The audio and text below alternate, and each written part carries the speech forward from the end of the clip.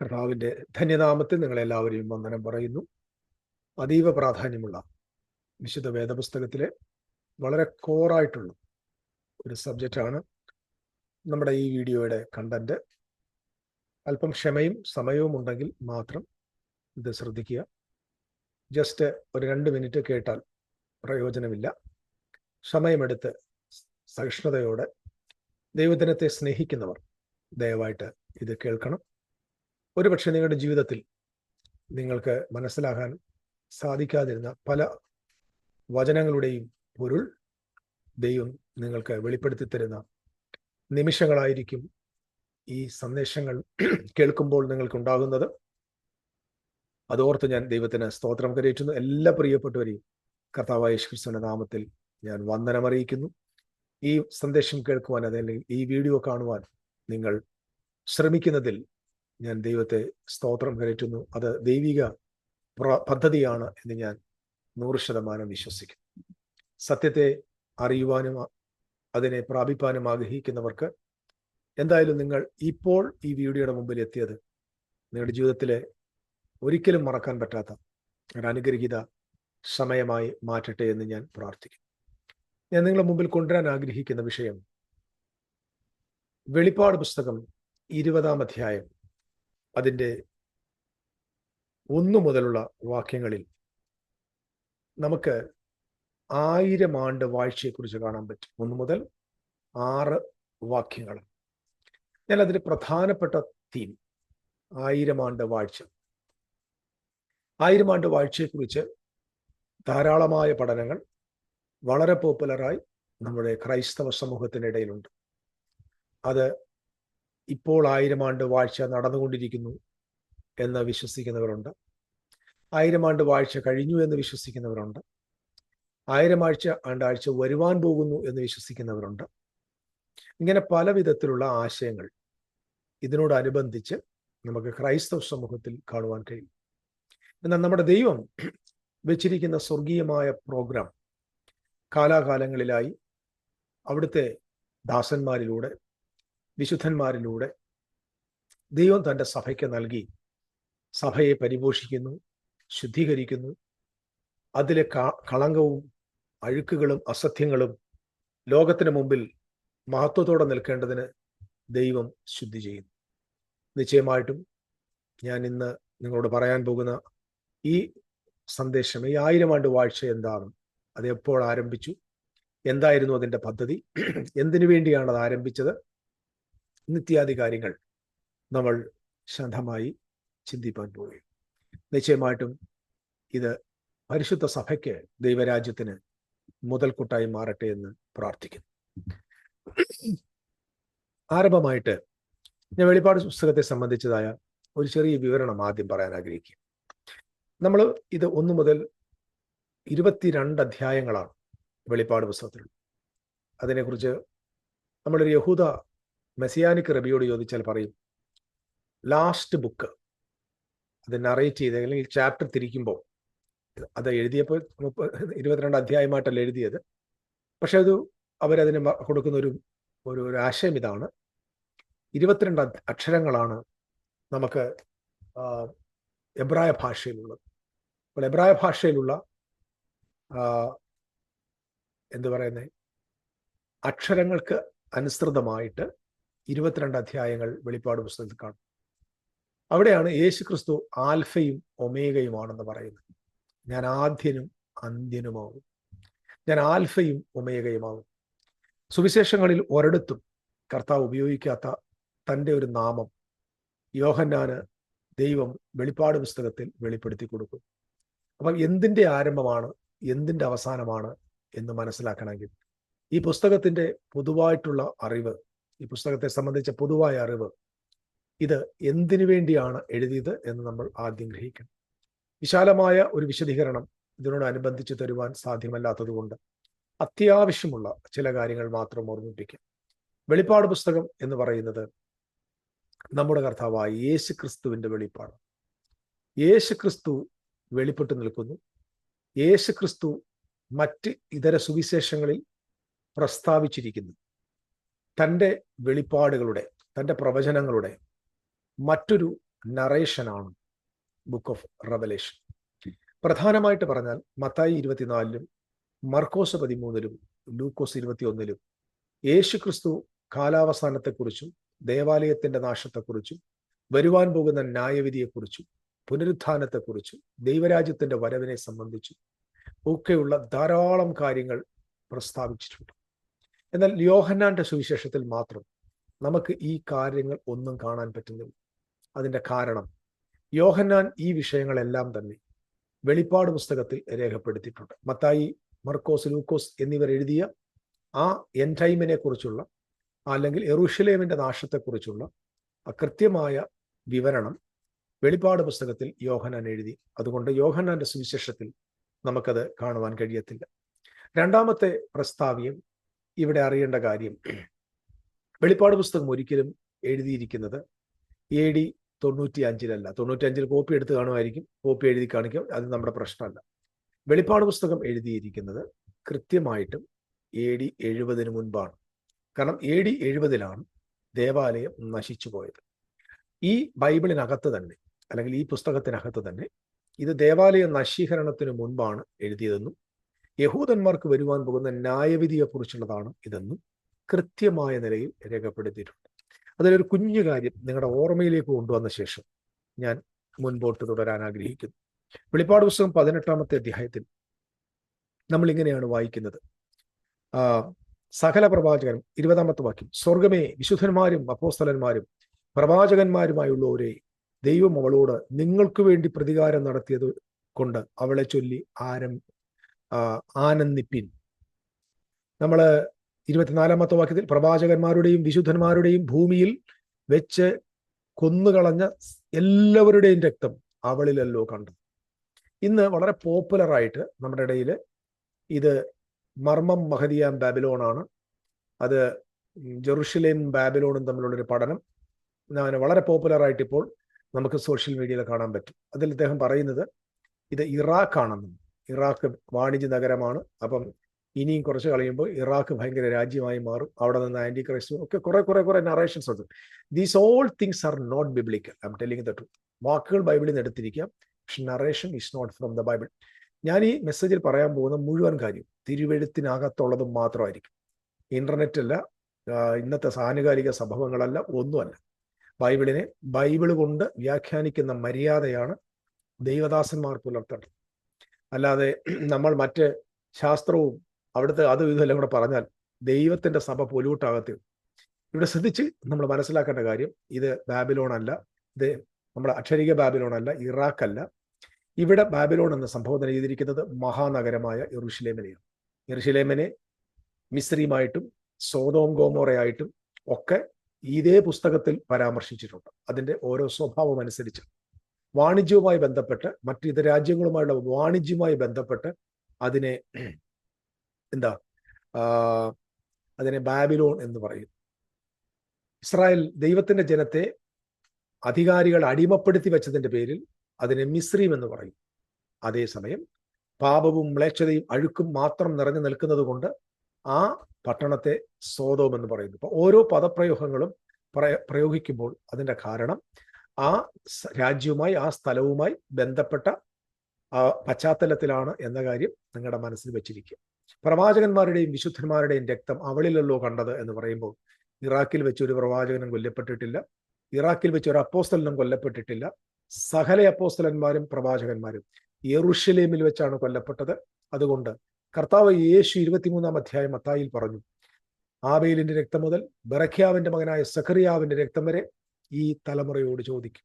അപ്പോൾ കൃത്യമായി മനസ്സിലാക്കേണ്ടത്, വെളിപ്പാട് പുസ്തകത്തിൽ മത്തായി 23-ൽ കർത്താവ് പറഞ്ഞത് ഈ തലമുറയിൽ സംഭവിക്കുമെന്ന് പറഞ്ഞത് യെരൂശലേമിന്റെ നാശവും വരുവാൻ പോകുന്ന ജഡ്ജ്മെന്റുമാണെന്നത് ക്രിസ്റ്റൽ ക്ലിയർ ആണ്.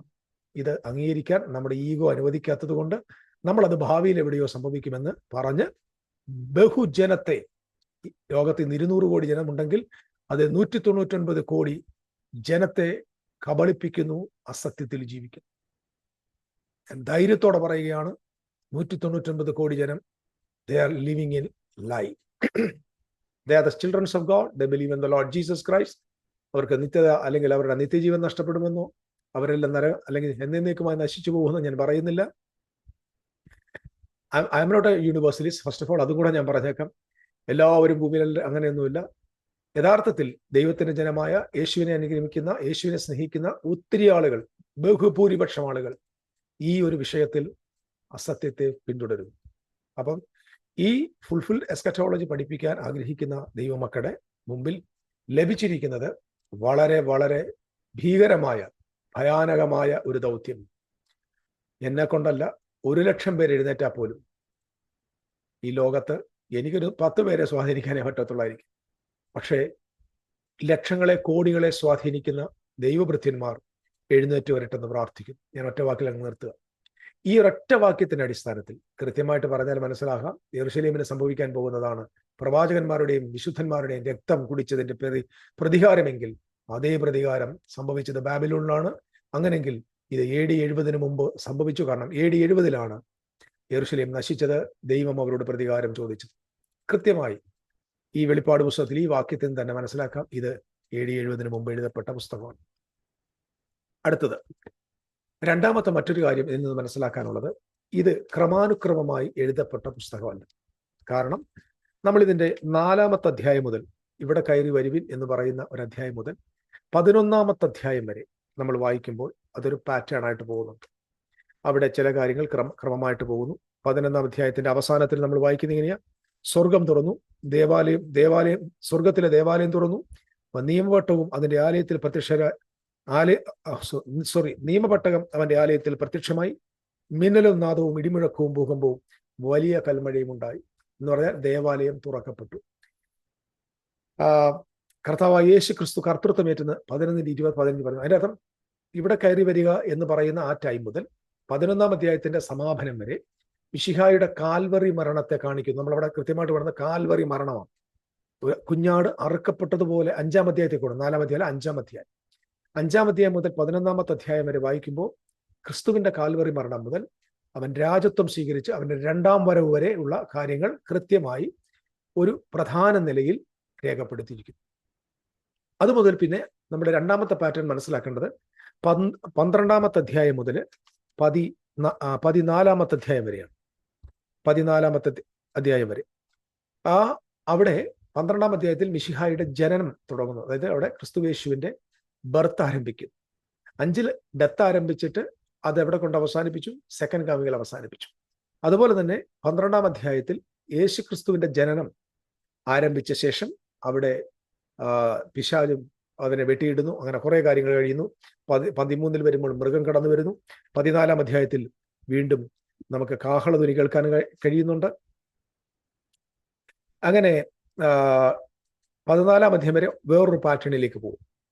പിന്നെ നമ്മൾ വായിക്കുന്നത് 15 മുതലുള്ള വാക്യം, അധ്യായം 15 മുതൽ 19 വരെയുള്ള വാക്യങ്ങൾ വേറൊരു നിലവാരത്തിലേക്ക്, അല്ലെങ്കിൽ വേറൊരു പാറ്റേണിൽ, വേറൊരു പാരലായിട്ട് പഴയ സംഭവങ്ങൾ തന്നെ, പുതിയ സംഭവമൊന്നുമല്ല, അതിനു മുമ്പ് പറഞ്ഞിരിക്കുന്ന പല സംഭവങ്ങളും കൂടുതൽ ആഡ് ചെയ്ത് നറേഷൻ കൊടുത്ത് 19-ാം അധ്യായത്തിന്റെ അവസാനം വരെ നമ്മൾ കാണുന്നു. 19-ാം അധ്യായത്തിൽ ഈ മൃഗത്തെയും കള്ളപ്രവാചകനെയും ഒക്കെ എന്ത് ചെയ്യുന്നു? തീയിലിട്ട് ചുട്ടുകളയുന്നു. ചുട്ടുകളഞ്ഞ ശേഷം കുഞ്ഞാടിന്റെ കല്യാണം നടക്കുന്നു. അപ്പം അവിടെ രാജ്യത്വം വരുന്നത് കാണിക്കുന്നു 11-ാം അധ്യായത്തിൽ. ഇവിടെ 19-ാം അധ്യായത്തിൽ എത്തുമ്പോൾ രാജ്യത്വത്തിന് പകരം കുഞ്ഞാടിന്റെ കല്യാണം നടക്കുന്നു. അതിനുശേഷം നമ്മൾ കാണുന്ന കാഴ്ച ഇങ്ങനെയാണ്: പ്രവാചകനെയും കള്ളപ്രവാചകനെയും മൃഗത്തെയും ഒക്കെയും തീപ്പൊയ്കയിൽ ജീവനോടെ തള്ളിക്കളയും. ഇങ്ങനെ തുടർന്നിട്ട് അവസാനം 20-ാമത്തെ അധ്യായത്തിൽ വരുമ്പോൾ വീണ്ടും ആരംഭിക്കുക. ഞാൻ ഈ പറഞ്ഞ ശ്രദ്ധിക്കണം. 20-ാം അധ്യായത്തിൽ വീണ്ടും യോഹന്നാൻ ഇതേ കാര്യത്തെ റീകാപ്ചുലേഷൻ ചെയ്യുകയാണ്. അതായത് വീണ്ടും പഴയതുപോലെ തന്നെ ആരംഭിക്കുക. പക്ഷെ ഇവിടെ ഇപ്പൊ ആരംഭിച്ചപ്പോൾ അനന്തരം ഒരു ദൂതൻ അഗാധ കൂപത്തിന്റെ താക്കോൽ ഒരു വലിയ ചങ്ങലയും കൈ പിടിച്ചുകൊണ്ട് സ്വർഗത്തിൽ നിന്ന് ഇറങ്ങുന്നത് കണ്ടു. ഇത് കർത്താവായ യേശു ക്രിസ്തുവിന്റെ ഭൂമിയിലെ ആഗമനം. ദയവായിട്ട് തെറ്റിദ്ധരിച്ച് ഓടരുത്. ഞാൻ അതിനെല്ലാം കൃത്യമായ തെളിവ് തിരുവെഴുത്തിൽ നിന്ന് പറയാം. 20-ാം അധ്യായം മുഴുവൻ അങ്ങോട്ട് വായിച്ച് 20-ന്റെ അവസാനം എത്തുമ്പോൾ വീണ്ടും കാണുന്ന എന്തോ മരണത്തെയും പാതാളത്തെയും തീപ്പൊയ്കയിൽ തള്ളിയിട്ടു. ഈ തീപ്പൊയ്ക 2-ാമത്തെ മരണം. പിന്നെ അവിടെയും തീപ്പൊയ്കയാണ്. അപ്പൊ അതായത് ഇതുവരെ പറഞ്ഞു വന്ന മുഴുവൻ കാര്യം വീണ്ടും ഒരൊറ്റ അധ്യായത്തിനകത്ത് താന് വീണ്ടും വേറൊരു നിലയിൽ ഷോർട്ടായിട്ട് നറേറ്റ് ചെയ്തതാണ്. ആശയം മനസ്സിലാകുന്നതായിരിക്കും. അതിനുശേഷം 21-ാം അധ്യായം 22-ാം അധ്യായവും മറ്റൊരു പാറ്റേണിലേക്ക് പോകുന്നു. അത് ന്യൂ കവനന്റ് ആണ്. അതിലും പഴയ കാര്യത്തെ സൂചിപ്പിക്കുന്ന കാര്യങ്ങൾ നമുക്ക് 21-ാം അധ്യായത്തിലും കാണാൻ പറ്റും. അറയ്ക്കപ്പെട്ടവർ, കൊലപാതകന്മാർ. 22 മുതൽ 21-ന്റെ സമാപനം മുതൽ 22 തുടക്കം, പിന്നെ ഇന്നത്തെ ദൈവരാജ്യത്തിന്റെ കണ്ടിന്യൂഷനെ കാണിക്കുന്നു. ഞാൻ ഒറ്റ കാര്യം നിങ്ങളെ ഓർമ്മപ്പെടുത്താൻ, മനസ്സിലാക്കാൻ വേണ്ടി പറഞ്ഞു എന്നേ ഉള്ളൂ. ഇവിടെ 20-ാം അധ്യായത്തിലേക്ക് നമ്മൾ വരുമ്പോൾ ആരംഭമായിട്ട് ഇതിനകത്ത് കുറച്ച് പദപ്രയോഗങ്ങളുണ്ട്. അതിനകത്ത് ആദ്യത്തെ പദപ്രയോഗം അനന്തരം ഒരു ദൂതൻ, an angel. ഞാനത്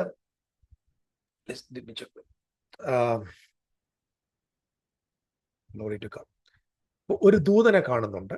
ദൂതൻ വന്ന ശേഷം അഗാധകൂപം എന്ന് നമ്മൾ കാണുന്നുണ്ട്. അഗാധകൂപത്തിന് ശേഷം മറ്റൊരു കാര്യം കാണുന്നത്, താക്കോല് കൈ പിടിച്ചിരിക്കുന്നു, ചെങ്ങലയുണ്ട് കയ്യിൽ, ഇങ്ങനെ കുറച്ച് പദങ്ങളുണ്ട്. പിന്നെ അടച്ചിട്ട് പൂട്ടുന്നു. അല്പകാലം കഴിഞ്ഞിട്ട് അവനെ തുറന്നു വിടുന്നു. അതിന് തൊട്ട് താഴെ പറയുന്നു, ന്യായാസനങ്ങൾ കണ്ടു, മരിച്ചൊരു ഉയർത്തെഴുന്നേറ്റു, 1000 ആണ്ട് ജീവിച്ചില്ല. ഒന്നാമത്തെ പിന്നെ 1000 ആണ്ട് വാഴ്ചയെക്കുറിച്ച് അങ്ങനെ പറയുന്നത്. ഞാൻ ആ വാക്യങ്ങളൊന്ന് വായിക്കാം. പിശാചിനെ 1000 ആണ്ടത്തേക്ക്, പഴയ പാമ്പായ പിശാചിനെ 1000 ആണ്ടത്തേക്ക് ചെങ്ങല ഇടുന്നു. 1000 ആണ്ട് കഴിവോളം അഴിച്ചു വിടുന്നില്ല. അതിനുശേഷം ന്യായാസനങ്ങൾ കാണുന്നു. ആ ന്യായാസനത്തില് അവയിലിരിക്കുന്നവർക്ക് ന്യായവിധിയുടെ അധികാരം കൊടുത്തു. യേശുവിന്റെ സാക്ഷ്യവും ദൈവത്തിന്റെ വചന നിമിത്തം തലചേദിക്കപ്പെട്ടവരും മൃഗത്തെയോന്റെ പ്രതിമയെ നമസ്കരിക്കാത്തവരും നെറ്റിയിലും കൈമേലും അതിന്റെ മുദ്ര കൈക്കൊള്ളാത്തവരുമായ ആത്മാക്കളെ ഞാൻ കണ്ടു. അവർ ജീവിച്ച് 1000 ആണ്ട് ക്രിസ്തുവിനോടുകൂടെ വാണു. മരിച്ചവരിൽ ശേഷമുള്ളവർ 1000 ആണ്ട് കഴിയുവോളം ജീവിച്ചിരുന്നില്ല. ഇത് 1-ാം പുനരുത്ഥാനം. ഇതിനകത്ത് കുറെ കാര്യങ്ങൾ ക്രമമായിട്ടല്ലത്. ഞാൻ അതിനെക്കുറിച്ചൊരു വീഡിയോ പിന്നെ ചെയ്യാം. കാരണം ഞാൻ ഇന്ന് സംസാരിക്കാൻ പോകുന്ന വിഷയവുമായിട്ട് കൂട്ടിക്കുഴച്ചാൽ അതൊരു പക്ഷേ നിങ്ങൾക്ക് പല കാര്യങ്ങൾക്കും ക്ലാരിറ്റി വരാൻ പറ്റാതാവും. മാത്രമല്ല, ഒരുപാട് സമയമെടുത്ത് പറയേണ്ട കാര്യങ്ങൾ ഇവിടെ ഉണ്ട് എന്ന് നിങ്ങൾ മനസ്സിലാക്കും. Here we can see an angel, ഒരു ദൂതൻ ഇറങ്ങി വരുന്നു. ഇനി ആ ദൂതൻ ആരാണെന്ന് നമ്മൾ ആദ്യമായിട്ടൊന്ന് മനസ്സിലാക്കുക. ദൂതൻ എന്ന് പറയുന്ന പദം അത് പുതുനിയമത്തിന്റെ പദമല്ല, അത് പഴയ നിയമത്തിലെ പദം. പഴയ നിയമത്തിൽ നമുക്ക് ധാരാളമായിട്ട് 16-ാമത്തെ അധ്യായം മുതൽ, ഉൽപ്പത്തി 16 മുതൽ യഹോവയുടെ ദൂതൻ ഹാഗറിന് പ്രത്യക്ഷമാകുന്നത് മുതൽ നമുക്ക് യഹോവയുടെ ദൂതനെ കാണാൻ പറ്റും. അബ്രഹാമിന് പ്രത്യക്ഷപ്പെടുന്നു. പല സ്ഥലങ്ങളിൽ യഹോവയുടെ ദൂതൻ വെളിപ്പെടുന്നു. മോശയ്ക്ക് വെളിപ്പെടുന്നു, എലിയാവിന് വെളിപ്പെടുന്നു, ജോഷുവായ്ക്ക് വെളിപ്പെടുന്നു, മനോഹായിക്ക് വെളിപ്പെടുന്നു, ഗിദയോന് വെളിപ്പെടുന്നു. ഇങ്ങനെ യഹോവയുടെ ദൂതന്റെ സാന്നിധ്യം പഴയ നിയമം മുഴുവൻ നമുക്ക് കാണാൻ പറ്റും. ഈ പഴയ നിയമത്തിൽ വെളിപ്പെട്ട യഹോവയുടെ ദൂതൻ, the Angel, the arc Angel. നമ്മൾ തെറ്റായിട്ട് വേറൊരു കാര്യം പഠിപ്പിച്ചത് എവിടുന്നാന്ന് എനിക്കറിയത്തില്ല. ഞാനും തപ്പി നോക്കി, ഞാനും അങ്ങനെ പ്രസംഗിച്ചിട്ടുണ്ട്. ദൈവത്തിന്റെ സന്നിധി 3 ആർക്കേഞ്ചൽസ് ഉണ്ടായിരുന്നു. 1 ഗബ്രിയേൽ, 2 ലൂസിഫർ, 3 മിഖായേൽ. മിഖായേൽ ആർക്കേഞ്ചലാണെന്ന് നമ്മൾ ബൈബിളിൽ പഠിച്ചിട്ടുണ്ട്. പ്രധാന ദൂതനായ മീഖായേൽ എന്ന് ദാനിയേൽ 12-ലും യൂദയുടെ ലേഖനം 9-ാമത്തെ വാക്യത്തിലും കാണാൻ പറ്റും. പ്രധാന ദൂതനായ മീഖായേൽ. ഈ പ്രധാന ദൂതനായ മീഖായേലാണ് പഴയ നിയമത്തിൽ നമ്മൾ കാണുന്ന ഇസ്രായേലിന്റെ പ്രഭുവായ ദൂതൻ, അതായത് യഹോവയുടെ ദൂതൻ. യഹോവയുടെ ദൂതനാണ് നമ്മൾ കാണുന്നത്. ആ ദൂതനാണ് നമ്മൾ വിശുദ്ധ വേദപുസ്തകം മലാക്കിയുടെ പ്രവചനം 3-ാം അധ്യായത്തിന്റെ 2-ാമത്തെ വാക്യത്തിൽ പറയുന്നു, യഹോവയ്ക്ക് വഴിയൊരുക്കേണ്ടതിന് അവൻ തന്റെ ദൂതനെ നിനക്ക് മുമ്പ്, കർത്താവിന് മുമ്പ് വഴിയൊരുക്കേണ്ടതിന് അയക്കുന്നു. ഒരു ദൂതനെ അയക്കുന്നു. അത് മലാക്കി പറയുന്നത് യോഹന്നാനെ കുറിച്ച്.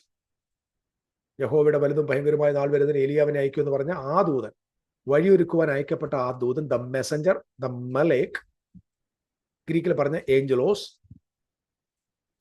അത് യോഹന്നാൻ സ്നാപന മലാക്കി 3-ൽ പറയുന്നത്. അതിന് തൊട്ട് താഴെ പറയുന്നു, മലാക്കി തൊട്ട് താഴെ പറയുന്നൊരു വാക്യം ഇങ്ങനെയാണ്. Just I want to read that verse.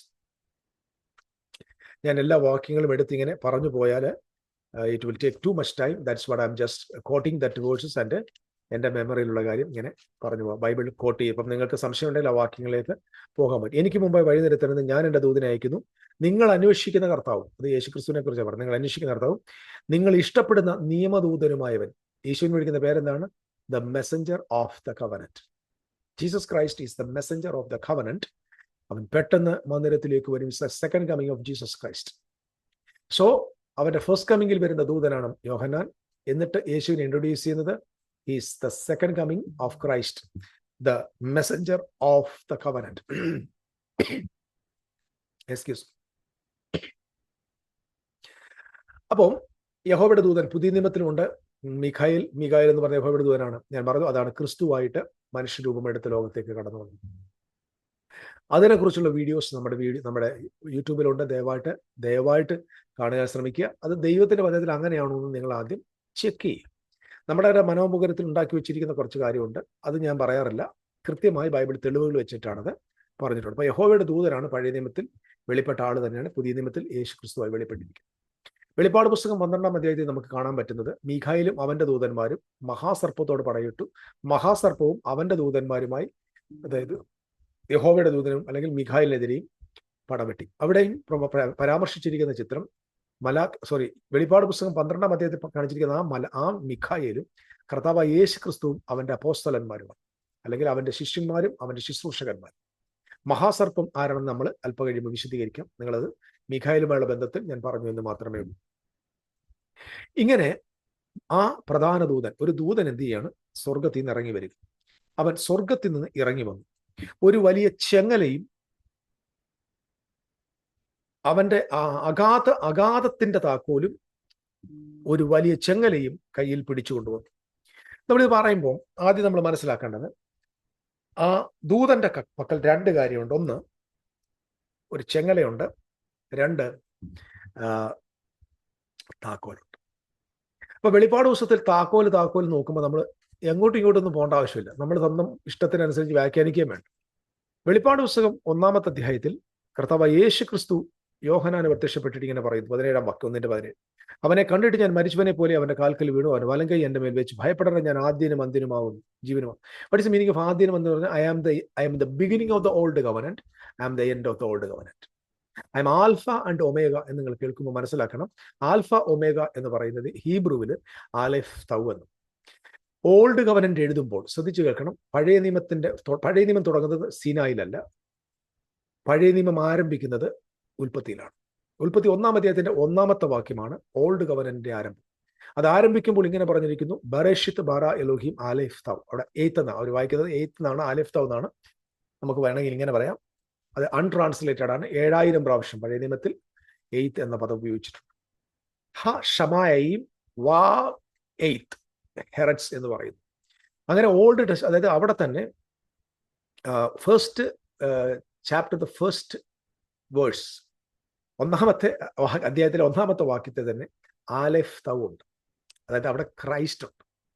അപ്പം അത് ട്രാൻസ്ലേറ്റ് ചെയ്തിട്ടില്ല, കാരണം അത് ക്രിസ്തുവിനെ കുറിച്ചാണെന്ന് യഹൂദന്മാർക്ക്, മശിഹയാണ്.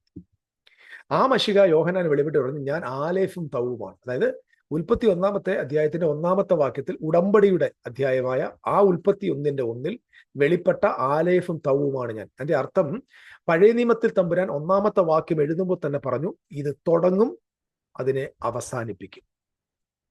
എന്നിട്ട് ആരംഭവും അവസാനവും ആരംഭവും ഉണ്ട്, പക്ഷെ അവസാനമില്ലാത്ത മറ്റൊരു ഉടമ്പടിയിലേക്ക് വരും. അപ്പൊ ഉൽപ്പത്തി 1-ാം അധ്യായത്തിന് 1-ാമത്തെ വാക്യം വിളിച്ചു പറയുന്നു, ദാ ഇവിടെ ആരംഭിക്കാൻ പോകുന്ന heaven and earth, that means the old covenant, is going to end because the aleph tau is present there. come on, the aleph tau is present there. ആലഫയും ഒമേഗയുമായി അവൻ വന്നിട്ടുണ്ട്. അവൻ ക്രിസ്തുവാണ്. അപ്പം 1-ാം അധ്യായത്തിന്റെ 1-ാം വാക്യത്തിൽ ക്രിസ്തുവുണ്ട്. അത് വെളിപ്പാട് പുസ്തകത്തിൽ വന്നിട്ട് പറഞ്ഞു, ആ ആലെഫ് തൗ ഞാനാണ്. I am the beginning, I am the aleph of the old covenant, I am also the tau of the old covenant. That means tau എന്ന് പറയുന്ന sign is A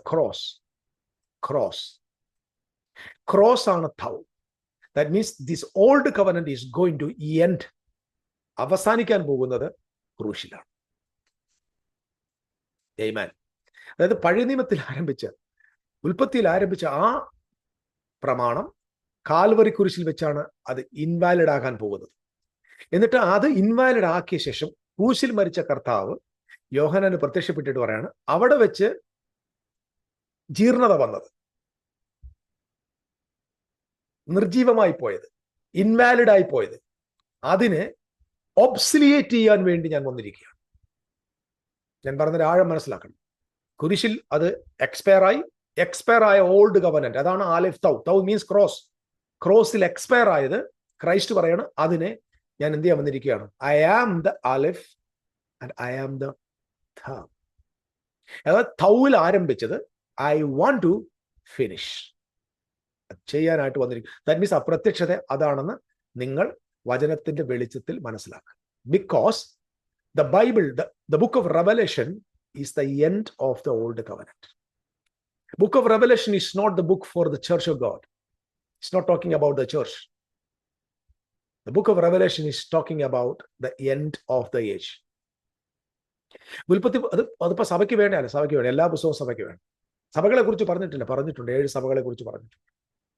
that doesn't മീൻ, കാരണം അത് end of the ഏജുമായി ബന്ധപ്പെട്ട് old government സിസ്റ്റത്തിന്റെ അവസാനിപ്പിക്കുന്ന പുസ്തകം. That means that 7 churches also, അവിടെയുള്ള വിശ്വാസികളും, they are still under the law even though the grace of God is there, the New Testament is there.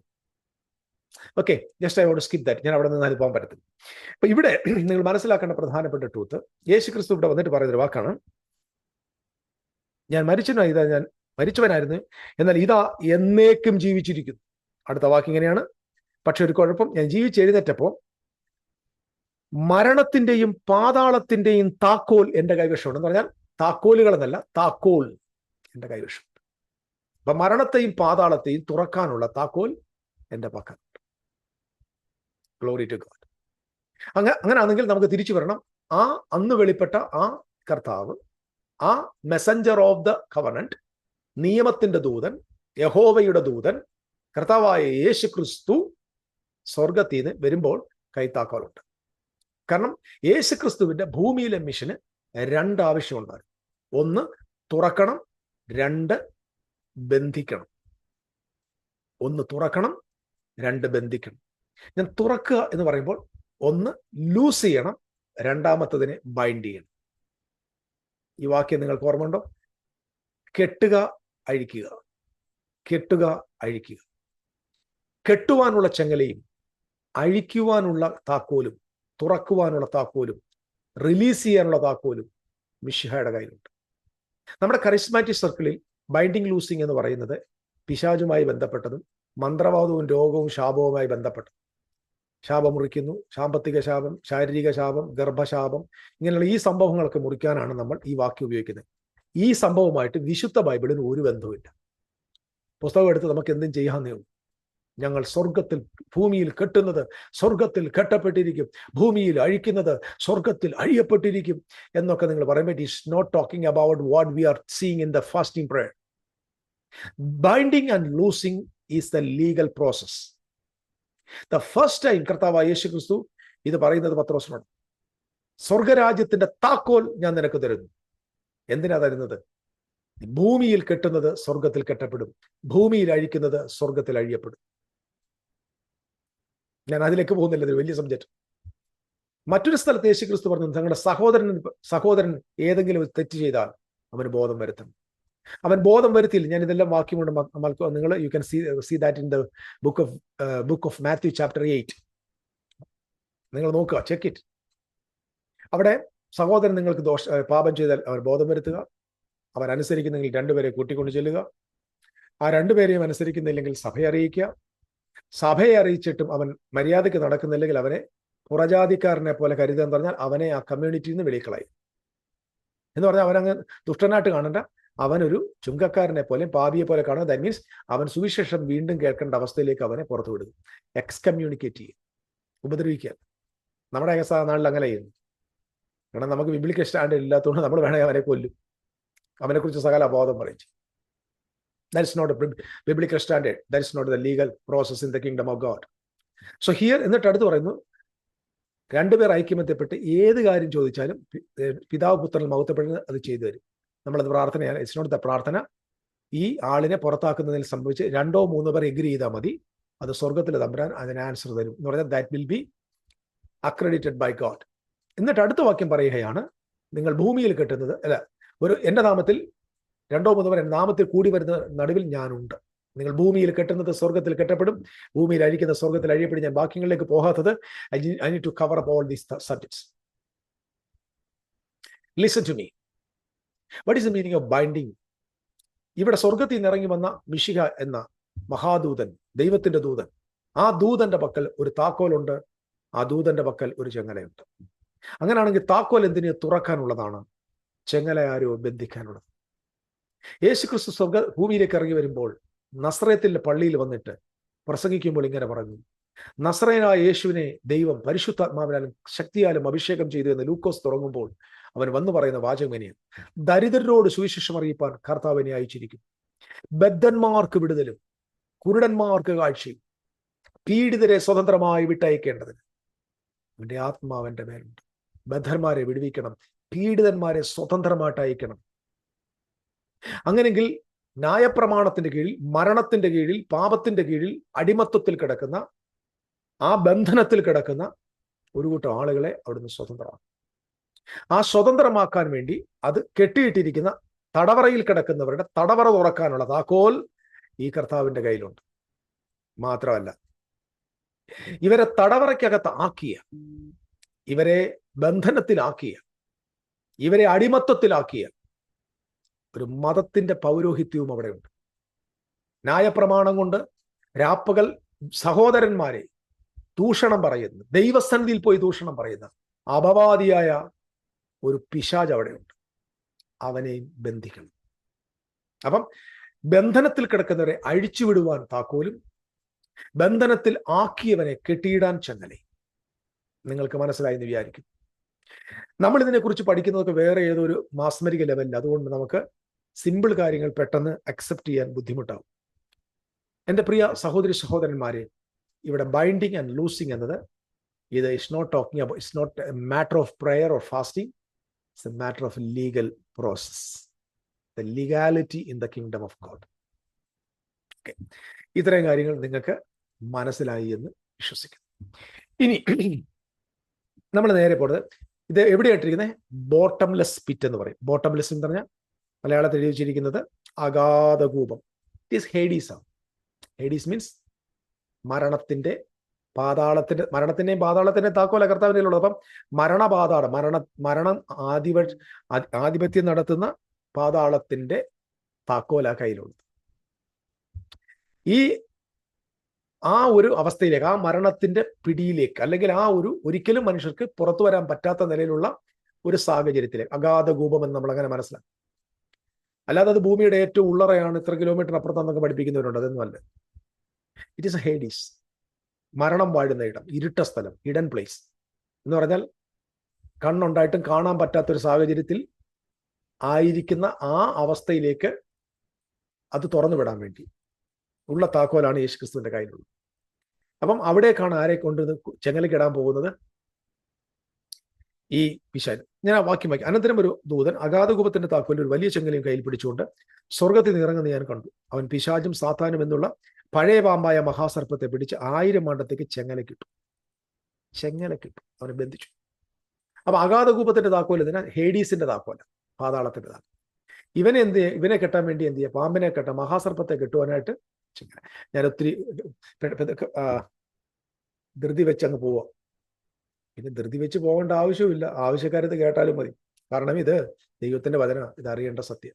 എന്നാലും ക്ലാരിറ്റിയോടെ പോവുകയാണ്. അടുത്ത വാക്യം ഇങ്ങനെ എഴുതിയിരിക്കുന്നത്, 1000 ആണ്ടത്തേക്ക് ചെങ്ങലയിട്ടു, 1000 ആണ്ട് കഴിയുവോളം ജാതികളെ വഞ്ചിക്കാതിരിപ്പാൻ അവനെ അഗാധത്തിൽ തള്ളിയിട്ടു, അടച്ചു പൂട്ടുകയും മീതെ മുദ്രയിടുകയും ചെയ്തു. ഇവനെ എവിടെ കൊണ്ട് തള്ളിയിട്ടു? അവനെ അഗാധത്തിലെ ഒരു കുഴി കൊണ്ട് തള്ളിയിട്ടിട്ട് മീതെ എന്തി മുദ്രയിട്ടു. അതിന് ശേഷം അവനെ അല്പകാലത്തേക്ക് അഴിച്ചുവിടേണ്ടതാകുന്നു. ഈ അല്പകാലത്തേക്ക് അഴിച്ചുവിടേണ്ടതാകുന്നു എന്ന വാക്ക് നിങ്ങൾ മനസ്സിലാക്കുമ്പോൾ വീണ്ടും നമ്മൾ എവിടോട്ട് പോകണം? യേശുക്രിസ്തുവിന്റെ ജനനം പറയുന്ന 12 പോയാൽ മനസ്സിലാവും. നോക്കിക്കേ, 12-ാമത്തെ അധ്യായത്തിൽ ഇങ്ങനെ പറയുന്നു. അവൻ ഇവിടെ മഹാസർപ്പത്തിന്റെ കാര്യമാണ് പറയുന്നത്. ഞാൻ 7 മുതലുള്ള വാക്യങ്ങൾ വായിക്കുന്നില്ല. ഒരു യുദ്ധമുണ്ടായി. മീകായിലും അവന്റെ ദൂതന്മാരും മഹാസർപ്പത്തോട് പടവെട്ടി. മീകായിലും അവന്റെ ദൂതന്മാരും, മീകായിൽ ക്രൈസ്റ്റിനെ കാണിക്കുന്നു, ദൂതന്മാർ അപ്പോസ്റ്റലന്മാരെ കാണിക്കുന്നു. It's not a celestial being, please. അത് പടവെട്ടി തന്റെ ദൂതന്മാരുമായി മഹാസർപ്പവും പടവെട്ടി ജയിച്ചില്ലതാനും സ്വർഗത്തിലുള്ള സ്ഥാനം മീൻസ് ഹോളി പ്ലേസ് ആയിട്ട്, ഇറ്റ്സ് നോട്ട് ഇൻ ഹെവൻ. ഇപ്പൊ മഹാസർപ്പം എല്ലാം കൂടെ സ്വർഗത്തിൽ ഇരിക്കുക തന്നോ? ഇവർക്ക് ദൈവം കൊടുത്തിരുന്ന പൊസിഷൻ ഉണ്ട്, ദേവാലയം, holy place, most holy place. ഇത് രണ്ടിനെയും ബൈബിളിന്റെ ഭാഷയിൽ വിളിക്കുന്നത് സ്വർഗങ്ങളെന്ന്. അപ്പൊ ഇവരുടെ സ്വർഗത്തിൽ എന്ന് പറഞ്ഞാൽ പൗരോഹിത്യത്തിൽ അവരായിരുന്ന പൊസിഷനിൽ അവരുടെ സ്ഥാനം പിന്നെ കണ്ടില്ല. കാരണം അപ്പോസ്തലന്മാരും പ്രവാചകന്മാരും ക്രിസ്തുവിന്റെ ശിഷ്യന്മാരും അവർ സുവിശേഷത്താൽ ഇവരെ ജയിച്ചു കഴിഞ്ഞു. അടുത്ത വാക്യം, കണ്ടില്ല. ഭൂതലത്തെ മുഴുവൻ തെറ്റിച്ചു കളഞ്ഞ പിശാചും സാത്താനും എന്ന മഹാസർപ്പത്തെ പഴയ പാമ്പിനെ ഭൂമിയിലേക്ക് തള്ളിക്കളഞ്ഞു. ഇനി ഈ പഴയ പാമ്പ് ആരാ? When you read the book of John chapter 8 കർത്താവ് യേശു ക്രിസ്തുവിനോട് പരീശന്മാരും സദൂക്യരും ഒക്കെ തർക്കിക്കുവാനും അവനെ എതിർക്കുവാനും കൊല്ലുവാനും ഒക്കെ തുടങ്ങുന്ന സാഹചര്യത്തിൽ യേശു ക്രിസ്തു അവരോട് സംഭാഷിക്കുന്ന സംഭാഷണം ഞാൻ പെട്ടെന്നൊന്ന് വായിക്കാൻ ആഗ്രഹിക്കും. യോഹന്നാന്റെ സുവിശേഷം, ഞാൻ വേഗത്തിൽ ഒത്തിരി വിഷയങ്ങൾ പറയാനുണ്ട്. 8-ാം അധ്യായത്തിലേക്ക് വരുമ്പോൾ ഇവിടെ കർത്താവ് പറയുന്നു, പരീശന്മാര് ഒക്കെ യഹൂദന്മാരോ തന്നിൽ വിശ്വസിച്ച യഹൂദന്മാരോട് യേശു എന്റെ വചനത്തിൽ നിലനിൽക്കുന്നുവെങ്കിൽ നിങ്ങൾ വാസ്തവമായ ശിഷ്യന്മാരായ സത്യമറിയ സത്യം നിങ്ങളെ സ്വതന്ത്രമാക്കുകയും ചെയ്യുന്നു. അവർ അവനോട് ഞങ്ങൾ അബ്രഹാമിന്റെ സന്തതി ആർക്കും ഒരു നാളും ദാസന്മാരായിട്ടില്ല, നിങ്ങൾ സ്വതന്ത്രരാകുന്നു എന്ന് നീ പറയുന്നത് എങ്ങനെയെന്ന് ചോദിച്ചു. അതിന് യേശു ആമേൻ ആമേൻ ഞാൻ നിങ്ങളോട് പറയുന്നു, പാപം ചെയ്യുന്നവനെല്ലാം പാപത്തിന്റെ ദാസൻ. What is the meaning of sin? Sin means violation of the law. ന്യായപ്രമാണം ലംഘിക്കുന്നതാണ് പാപം. ചെയ്യുന്നവനെല്ലാം പാപത്തിന്റെ ദാസനാകുന്നു. ദാസൻ എന്നേക്കും വീട്ടിൽ വസിക്കുന്നില്ല. ദാസൻ എന്നേക്കും ഏതാ വീട്? Is talking about the house of God. ഇവിടെ വീട് എന്ന് പറയുമ്പോൾ മനസ്സിലാക്കേണ്ടത് അവൻ വീട്ടിൽ താമസിക്കുന്നില്ല എന്ന് പറഞ്ഞാൽ ഈ പാപത്തിന്റെ ദാസന്മാർക്ക് ഒരിക്കലും they cannot continue in the temple of God. ഞാനോ ദൈവത്തിന്റെ ആലയത്തിൽ ദീർഘകാലം വസിക്കുന്നു പറഞ്ഞ പോലെ പാപം ചെയ്യുന്നവൻ എവിടെ വസിക്കാൻ പറ്റത്തില്ല? ഭവനത്തിൽ വസിക്കാൻ പറ്റുന്നില്ല. പുത്രനോ എന്നേക്കും വസിക്കും. അതായത് പുത്രൻ എന്നേക്കും ഭവനത്തിൽ വസിക്കും എന്ന് പറഞ്ഞാൽ ശ്രദ്ധിച്ചു കേൾക്കണം. ഈ സംസാരിക്കുന്നതിന്റെ ആ ടോണിനകത്ത് ന്യായപ്രമാണം ലംഘിക്കുന്ന ഒരുത്തനും തുടർമാനമായി ഈ വീട്ടിൽ, അതായത് ദൈവാലയത്തിൽ താമസിക്കത്തില്ല. പുത്രൻ, അപ്പൊ ക്രിസ്തുവിനെ കുറിച്ച് തന്നെ കൊണ്ട് ചേർത്ത പുത്രനോ എന്നേക്കും താമസിക്കും എന്ന് പറഞ്ഞാൽ ഇന്ന് നിങ്ങൾ നിങ്ങൾ വസിച്ചുകൊണ്ടിരിക്കുന്ന നിങ്ങളുടെ ഭവനത്തെ നിങ്ങൾ താമസിക്കത്തില്ല. അവിടെ ആര് താമസിക്കാൻ പോവാ? അതിന്റെ ഒറിജിനൽ ഒരാലയം വരുന്നുണ്ട്. അതിന്റെ ഉത്തമമായതിൽ പുത്രൻ എന്നേക്കും താമസിക്കും. പുത്രനോ എന്നേക്കും വസിക്കും. പുത്രൻ നിങ്ങൾക്ക് സ്വാതന്ത്ര്യം വരുത്തിയാൽ നിങ്ങൾ സ്വതന്ത്രരാകും. ഞാൻ എന്തിനു വന്നേക്കുക? നിങ്ങളെ, എൻ്റെ കയ്യിൽ താക്കോലുണ്ട്, ഞാൻ നിങ്ങളെ സ്വതന്ത്രമാക്കാൻ വന്നിരിക്കുക. എവിടെ നിന്ന്? പാപത്തിന്റെ ദാസത്വത്തിൽ നിന്ന്. പാപത്തിന്റെ കാരണം എന്താണ്? പാപത്തിന്റെ ശക്തി എന്താണ്? ന്യായപ്രമാണം. അപ്പം പാപത്തിൽ നിന്ന് സ്വതന്ത്രമാക്കുക എന്ന് പറഞ്ഞാൽ ന്യായപ്രമാണത്തിൽ നിന്ന് സ്വതന്ത്രമാക്കുക എന്നർത്ഥം. ഞാൻ ആ വാക്കുകൾ കൂടുതൽ വിശദീകരിക്കുന്നില്ല പ്രിയപ്പെട്ടവരെ, നമുക്ക് മുമ്പോട്ട് പോകണം. നിങ്ങൾ അബ്രഹാമിന്റെ സന്തതി എന്ന് ഞാൻ അറിയുന്നു, എങ്കിലും എന്റെ വചനം നിങ്ങളിൽ ഇടം ഇല്ലായ്ക കൊണ്ട് നിങ്ങൾ എന്നെ കൊല്ലുവാൻ നോക്കുന്നു. ആരാ തന്നെ കൊല്ലാൻ നോക്കുക? പിതാവിന്റെ അടുക്കൽ കണ്ടിട്ടുള്ളത് ഞാൻ സംസാരിക്കുന്നു. നിങ്ങളുടെ പിതാവിനോട് കേട്ടിട്ടുള്ളത് നിങ്ങൾ ചെയ്യുന്നു എന്ന് ഉത്തരം പറഞ്ഞു. അവർ അവനോട് അബ്രഹാം ആവുന്നു ഞങ്ങളുടെ പിതാവ് ഉത്തരം പറഞ്ഞു. താഴോട്ട് ഇങ്ങനെ വായിക്കുന്നു, അബ്രഹാമിന്റെ മക്കളായിരുന്നു, നിങ്ങൾ ചെയ്യത്തില്ലായിരുന്നു. താഴോട്ട് പറയുമ്പോൾ അതിന് 44-ാമത്തെ വാക്യത്തിൽ പറഞ്ഞു, നിങ്ങൾ പിശാച് എന്ന പിതാവിന്റെ മക്കൾ. പിശാച് എന്ന പിതാവിന്റെ മക്കൾ നിങ്ങളുടെ പിതാവിന്റെ മോഹങ്ങളെ ചെയ്യുവാൻ ഇച്ഛിക്കുന്നു. അവൻ ആദ്യം മുതൽ കൊലപാതകനായിരുന്നു, അവനിൽ സത്യമില്ലായിരുന്നു, ഇല്ലായ്ക കൊണ്ട് സത്യത്തിൽ നിലനിൽക്കുന്നുമില്ല. അവൻ ഭോഷ്ക് പറയുമ്പോൾ സ്വന്തത്തിൽ നിന്ന് എടുത്തു പറയുന്നു. അവൻ ഭോഷ്ക് പറയുന്നവനും അവന്റെ അപ്പനുമാവുന്നു. ആദ്യത്തെ കൊലപാതകനും ആദ്യം ഭോഷ്ക് പറഞ്ഞതും നമുക്കറിയാം. ഉൽപ്പത്തി പുസ്തകത്തിൽ 4-ാം അധ്യായത്തിൽ കായനാണ്. കായനെ യോഹന്നാൻ അപ്പോസ്തലൻ വിളിക്കുന്ന പേര് ദുഷ്ടനിൽ നിന്നുള്ളവനാണ്. ശ്രദ്ധിച്ചു കേൾക്കണം. കായേൻ സർപ്പത്തിന്റെ സന്തതിയാണ്. It's not physical, but serpent എന്താണോ വഞ്ചന നടത്തിയത്, എന്താണോ അസത്യം പറഞ്ഞത്, എങ്ങനെയാണോ ചതിച്ചത്, അതുപോലെ അതേ സ്പിരിറ്റിൽ അവന്റെ പുത്രനായി വിരഹിക്കുന്ന ഒരുത്തനാണ് ആര്? കായൻ. കായനാണ് ആദ്യത്തെ കൊലപാതകൻ. കായനാണ് ആദ്യത്തെ ഭോഷ്ക് പറഞ്ഞത്.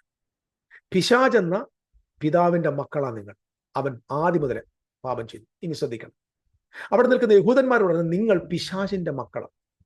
ആ പിശാച് ആദ്യം മുതൽ പാപം ചെയ്തത്. അതായത് God is connecting a father with a person those who lived centuries before in the Garden of Eden. Outside the garden. Cain. Murderer കള്ളം പറയുന്നത്, കൊല്ലുന്നവൻ ഭോഷ്ക് പറയുന്നത്. ഈ പിശാച് അല്ലെങ്കിൽ ഈ സാത്താൻ അല്ലെങ്കിൽ പിശാച് എന്ന പഴയ പാമ്പ്, നമ്മൾ അങ്ങനെയാണ് വെളിപ്പാട് പുസ്തകം 12 വായിക്കുന്നത്. മഹാസർപ്പ, പിശാചും സാത്താനുമായ പഴയ പാമ്പ്, ഇതിലെല്ലാം കൂടെ ഒന്നാണ്. That is A high priest. കാരണം യഹൂദന്മാർ ഈ പിശാചിന്റെ മക്കളാണ്, ഇതിന്റെ മക്കളാണ്. അതുകൊണ്ടാണ് കർത്താവിന്റെ മുന്നോടിയായി വന്ന യോഹന്നാൻ അവരെ വിളിച്ചത് സർപ്പത്തിന്റെ സന്തതികളെ, പാമ്പിന്റെ മക്കളെ. പുരോഹിത വർഗത്തെയും പരീശന്മാരെയും വിളിക്കുക, അതായത് മഹാപുരോഹിതന്റെ പിള്ളേരെ എന്നാണ് വിളിച്ചത്. മത്തായിയുടെ സുവിശേഷം 23-ാം 34 മുതൽ വാക്യങ്ങളിൽ യേശു ക്രിസ്തു പറഞ്ഞു, സർപ്പസന്തതികളെ, നിങ്ങൾ എങ്ങനെ കോപത്തെ തെറ്റിയൊഴിയും? അപ്പൊ പിശാചും പഴയ പാമ്പും എന്ന് പറയുന്ന ആള് നമ്മൾ ഏതോ കാണുന്ന സെലസ്ട്രിയൽ ബീയിങ് അല്ല, നമ്മുടെ പ്രൊട്ടസ്റ്റന്റ് സമൂഹം പഠിപ്പിക്കുന്ന ഏതോ ഒരു വലിയ അജ്ഞാത ജീവിയല്ല. അന്ന് ജീവിച്ചിരിക്കുന്ന നിയമം നടത്തുന്ന വ്യക്തിയാണ്, ഒരു മനുഷ്യനാണ് ആക്ച്വലി ആര്? മഹാപുരോഹിതൻ. ആ മഹാപുരോഹിതനാണ് പാമ്പ്, അവനാണ് പിശാച്, അവനാണ് സാത്താൻ. ഇത് കേട്ടോണ്ടിരിക്കുന്നത് ശ്രദ്ധിക്കുക. നിങ്ങളെ പിശാച്, സാത്താൻ, പാമ്പെന്ന് പറഞ്ഞ് വഞ്ചിച്ച വഞ്ചനയെല്ലാം ഇന്ന് ഈ സന്ദേശത്തോടെ നിങ്ങൾ സ്വതന്ത്രം. നിങ്ങൾക്ക് കേൾക്കാൻ ചെവിയുണ്ടെങ്കിൽ ഞാൻ ഒരു കാര്യം വ്യക്തമായിട്ട് പറയാം. മിശിഹാതമ്പരം വന്ന് പറഞ്ഞാൽ പോലും ആ വിശ്വസിക്കാത്ത ആളുകൾ ക്രിസ്ത്യാനിത്വത്തിൽ ബഹുഭൂരിപക്ഷം. അപ്പൊ ഞാൻ പറഞ്ഞത് വിശ്വസിക്കത്തില്ലെന്ന് എനിക്കറിയാം. കേൾക്കാൻ ചെവിയുള്ളവൻ കേൾക്കുക. ഞാൻ തിരുവെഴുത്താണ് സംസാരിക്കുന്നത്. എൻ്റെ കാര്യം ഇവിടെ എഴുതി വെച്ചു, നിങ്ങൾ പിശാചിന്റെ മക്കളാവുന്നു. പിശാച് പണ്ടേ കൊലപാതകൻ. ഏത് പിശാചാ? നമ്മൾ പറയാം അത് പഴയ പാമ്പ. പഴയ പാമ്പായിരിക്കുന്ന ഏദൻ തോട്ടത്തിൽ വന്ന പാമ്പാരെയും കൊന്നുകള കൊലപാതകം ചെയ്തു ഇല്ല. ആദ്യത്തെ കൊലപാതകൻ പാമ്പാണ്. ആദ്യത്തെ കൊലപാതകൻ കായനല്ലേ? അപ്പൊ സത്യത്തിൽ കായനെ ആരുടെ മകനായിട്ട് കാണുന്നു? പാമ്പിന്റെ മകനായി കാണും. കാരണം പാമ്പാണ് വഞ്ചന കൊണ്ടുവന്നത്, ചതി കൊണ്ടുവന്നത്. ഓക്കെ, അപ്പൊ ഇവിടെ നിങ്ങൾ മനസ്സിലാക്കേണ്ട ഒരു കാര്യം, ഇവിടെ പാമ്പെന്ന് പറയുന്നത്, സാത്താൻ എന്ന് പറയുന്നത് പഴയ പാമ്പ്. ഞാൻ തിരിച്ചു പോവുകയാണ്. നമ്മൾ 12-ാം അധ്യായത്തിൽ ഒരു കാര്യം പറയാൻ വേണ്ടി വന്നതാണ്. അതായത് അല്പകാലത്തേക്ക് മാത്രമേ ഉള്ളൂ എന്ന് വെച്ച് എന്ത് ചെയ്യാം? അഴിച്ചുവിടേണ്ടതാകുന്നു എന്ന വാക്യം. അതായത് വെളിപ്പാട് പുസ്തകം 20-ാം അധ്യായത്തിൽ പറഞ്ഞു അല്പകാലത്തേക്ക് അവനെ അഴിച്ചുവിടേണ്ടതാകുന്നു. 12-ാം അധ്യായം വെളിപ്പാടിൽ എത്തുമ്പോൾ ഈ മഹാസർപ്പത്തെ എന്ത് ചെയ്യാണ്?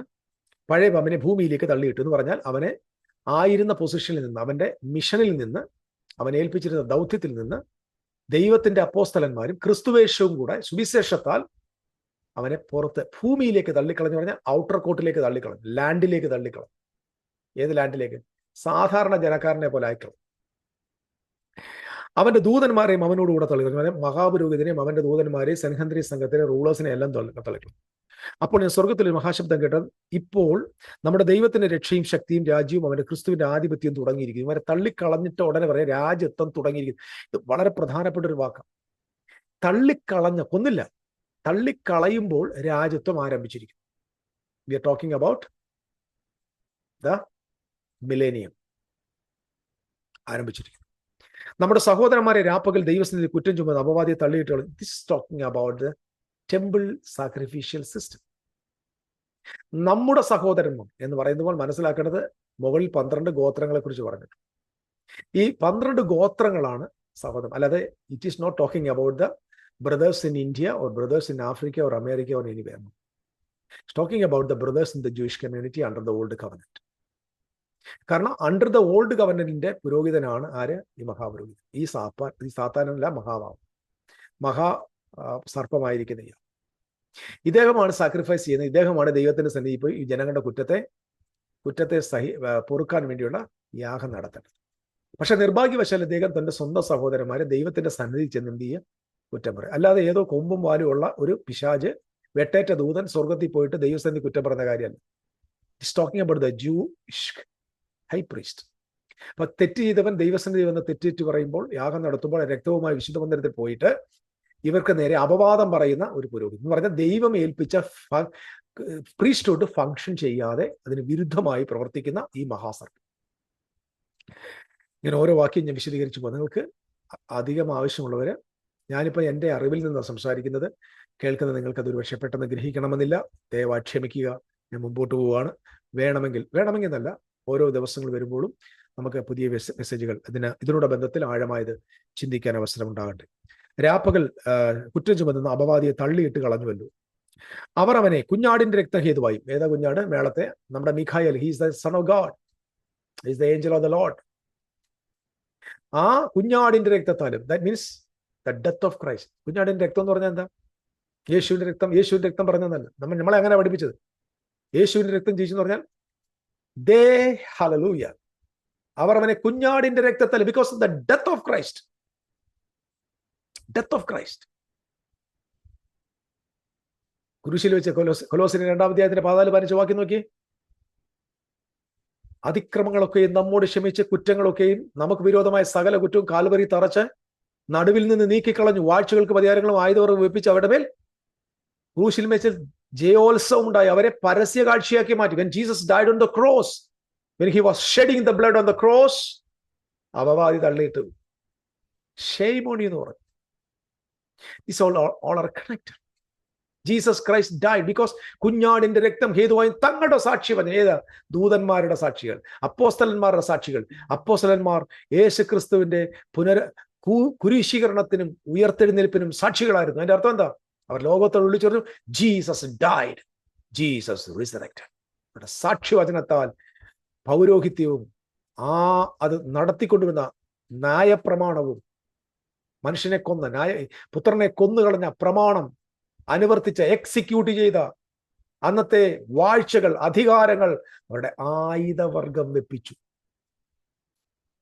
അവർക്ക് ആയുധമില്ലാതായി. കാരണം അവർ ഉപയോഗിച്ച അവസാനത്തെ ആയുധം യേശുവിന്റെ മേലെ പ്രയോഗിച്ചു. അതോടെ അവരുടെ ആയുധം മൊത്തം ഇങ്ങി പിടിച്ചു വാങ്ങിച്ചു.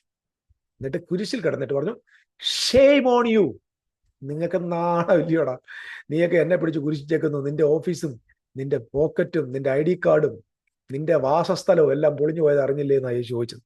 ഞാൻ ആ ഭാഗത്തേക്ക് പിന്നെ ആവശ്യമുണ്ടെങ്കിൽ വരാം. അടുത്ത വാക്യം എന്നിട്ട് പറയാണ്, ജയിച്ചു, സാക്ഷ്യവചന ഹേതുവായി ജയിച്ചു, മരണപര്യന്തം തങ്ങളുടെ പ്രാണനെ എന്ന് പറഞ്ഞാൽ they were willing to die. Jesus died and apostles also became martyrs.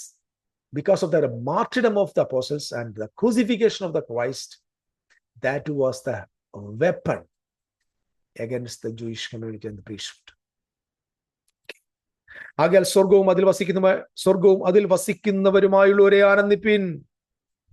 ആരോടെ സംസാരിക്കുന്നത്? The people, those who are believing in heaven, those who are seated within the heavenly places, the believers of Christ. മനസ്സിലാകുന്ന ഞാൻ പറഞ്ഞത്?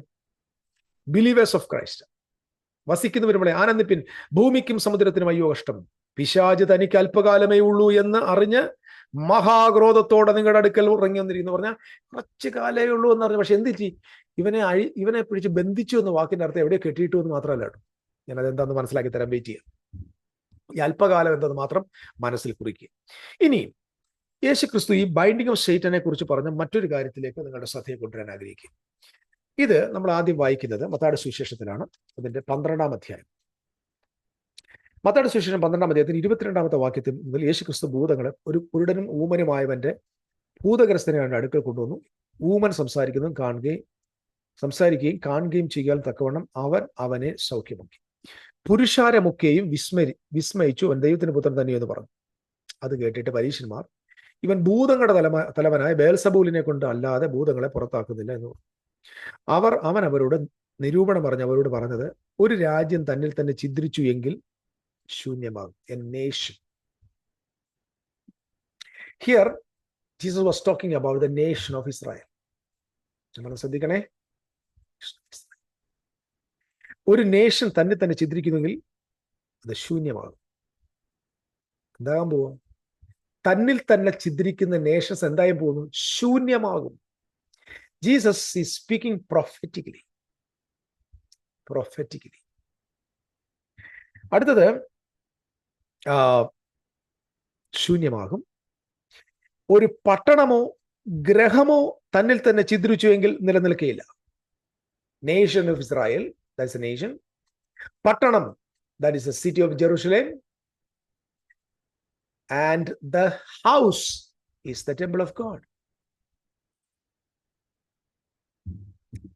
The city of Israel, Jerusalem, and the temple of God. Nation, city, and house. നിലനിൽക്കില്ല. സാത്താനെ പുറത്താക്കുന്നുവെങ്കിൽ അവൻ തന്നിൽ തന്നെ ഛിദ്രിച്ചു പോയല്ലോ. ഞാൻ സാത്താനാണെങ്കിൽ ഞാൻ സാത്താനെ പുറത്താക്കുമല്ലേ, പിന്നെ എങ്ങനെ ഛിദ്രം ഉണ്ടാകത്തില്ലേ? യേശുവൻ അറിയുമോ?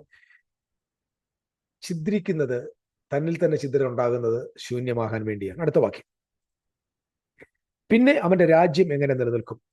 ഞാൻ ബേൽസബൂലിനെ കൊണ്ട് ഭൂതങ്ങളെ പുറത്താക്കുന്നുവെങ്കിൽ നിങ്ങളുടെ മക്കൾ ആരെ കൊണ്ട് പുറത്താക്കുന്നു? അതിന്റെ അർത്ഥം പരീശന്മാരുടെയും ശാസ്ത്രിമാരുടെയും ഒക്കെ മക്കൾ ആരെ പുറത്താക്കുന്നുണ്ടായിരുന്നു ആ സമയത്ത്? ഡിമൻസിനെ പുറത്താക്കാനുണ്ടായി. അതിന്റെ അർത്ഥം ഭൂതങ്ങൾ ഓടിക്കുക എന്ന് പറയുന്നത്, യേശുക്രിസ്തു ഭൂതത്തെ ഓടിച്ചപ്പോൾ അത്ഭുതപ്പെട്ടെങ്കിലും അത് അവിടെ ഉണ്ടായിരുന്ന മത നേതാക്കന്മാരും പുരോഹിതന്മാരുടെയും ഒക്കെ മക്കൾ തന്നെ ചെയ്യുന്ന ഒരു കാര്യമായിരുന്നു. അതുകൊണ്ട് അവർ നിങ്ങൾക്ക് ന്യായാധിപന്മാരാകും. ദൈവാത്മാവിലെ ഞാൻ ഭൂതങ്ങളെ പുറത്താക്കുന്നുവെങ്കിലോ, ദൈവാത്മാവിൽ ഞാൻ ഭൂതങ്ങളെ പുറത്താക്കുന്നു എങ്കിലോ ദൈവരാജ്യം നിങ്ങളുടെ അടുക്കൽ വന്നെത്തിയിരിക്കുന്നു. ഞാൻ ഭൂതത്തെ പുറത്താക്കുന്നതിന് അർത്ഥം എന്ന് മനസ്സിലായോ? ദൈവരാജ്യം, the kingdom of God is came upon you. Okay, came upon you. വന്നെത്തിയിരിക്കുന്നു. Future tense, past tense. സ്പഷ്ടം. ബലവാനെ പിടിച്ചു കെട്ടിയിട്ടല്ലാതെ ബലവാന്റെ വീട്ടിൽ കടന്നവന്റെ കോപ്പ് കവർന്നു കളവാൻ എങ്ങനെ? ബലവാനെ പിടിച്ചു കെട്ടിയിട്ടല്ലാതെ അവന്റെ വീട്ടിൽ കടന്ന് അവന്റെ കോപ്പ് എങ്ങനെ കവർച്ച ചെയ്യാൻ കഴിയും? ഹു ഈസ് ദിസ് ബലവാൻ? Who is this house? നേരത്തെയുള്ള ഹൗസ് ഏതാ? City is the Jerusalem city. House is the temple of God. Nation is Israel. Then who is the strong man and what is that house? It is absolutely true that the house is the temple of God and the strong man is the high priest.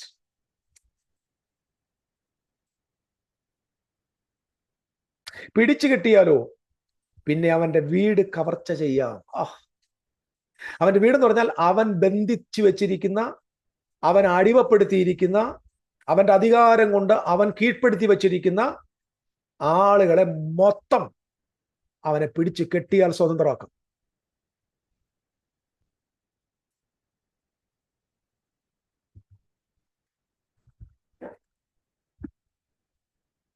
Glory to God.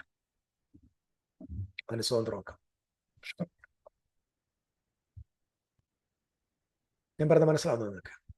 ബലവാനെ പിടിച്ചു കെട്ടിയില്ല അവന്റെ കോപ്പ് കവർന്നു കളയാൻ എങ്ങനെ കഴിയും? പിടിച്ചു കെട്ടിയാൽ പിന്നെ അവന്റെ വീട് കവർച്ച ചെയ്യാം. എനിക്ക് അനുകൂലമല്ലാത്തവൻ എനിക്ക് പ്രതികൂലമാകുന്നു, എന്നോട് ചേർക്കാത്തവൻ ചിതറിക്കുന്നു. ഇവിടെ ക്രൈസ്റ്റ് പറയാ ബലവാൻ എന്ത് ചെയ്യണം? പിടിച്ചു കെട്ടണം. അപ്പൊ ക്രൈസ്റ്റ് വന്ന എന്തിനാണ്? കയ്യിലൊരു താക്കോലുണ്ട്, 2 ചെങ്ങലയുണ്ട്. എന്തിനാ താക്കോല്? തുറക്കാൻ വേണ്ടിയാ. അവന്റെ വീട് കവർ ചെയ്യണമെങ്കിൽ താക്കോൽ വേണം. ബലവാനെ പിടിച്ചിട്ടണമെങ്കിൽ ചെങ്ങല വേണം. ദൂതൻ താക്കോലും ചെങ്ങലയുമായി ഇറങ്ങി വന്നിരിക്കുന്നു. ഓക്കെ, ഇനി നമ്മൾ വെളിപ്പാട് പുസ്തകത്തിലേക്ക് വീണ്ടും തിരിച്ചു പോവാണ്. കാരണം ഞാൻ പറഞ്ഞ it's a very big subject. എനിക്ക് ഒരു സെഷൻസ് കൊണ്ട് നമുക്ക് നിർത്താൻ പറ്റില്ല. It is taking too much time. Okay, no problem. You take time, patient ആയിട്ട് കേൾക്കുക, സമയം ഉണ്ടാക്കി കേൾക്കുക. It is worthy to hear. ഈ 20-ാം അധ്യായത്തിലേക്ക് വരുമ്പോൾ എന്തിനാ അവനെ കെട്ടിയെന്നറിയാം? 1000 ആണ്ട് കഴിയുമ്പോളം ജാതികളെ വഞ്ചിക്കാതിരിക്കണം. Just check with the Greek dictionary of the words gender. ഇവിടെ ഇംഗ്ലീഷ് എഴുതിയിരിക്കുന്ന നേഷൻസ്. അപ്പൊ നമ്മുടെയൊക്കെ ചിന്തയില് ഈ നേഷൻസ് എന്ന് പറഞ്ഞാൽ എന്താ? India, China, Russia, Kazakhstan, Turkey, പിന്നെ അമേരിക്ക, യൂറോപ്പ്, ആഫ്രിക്ക.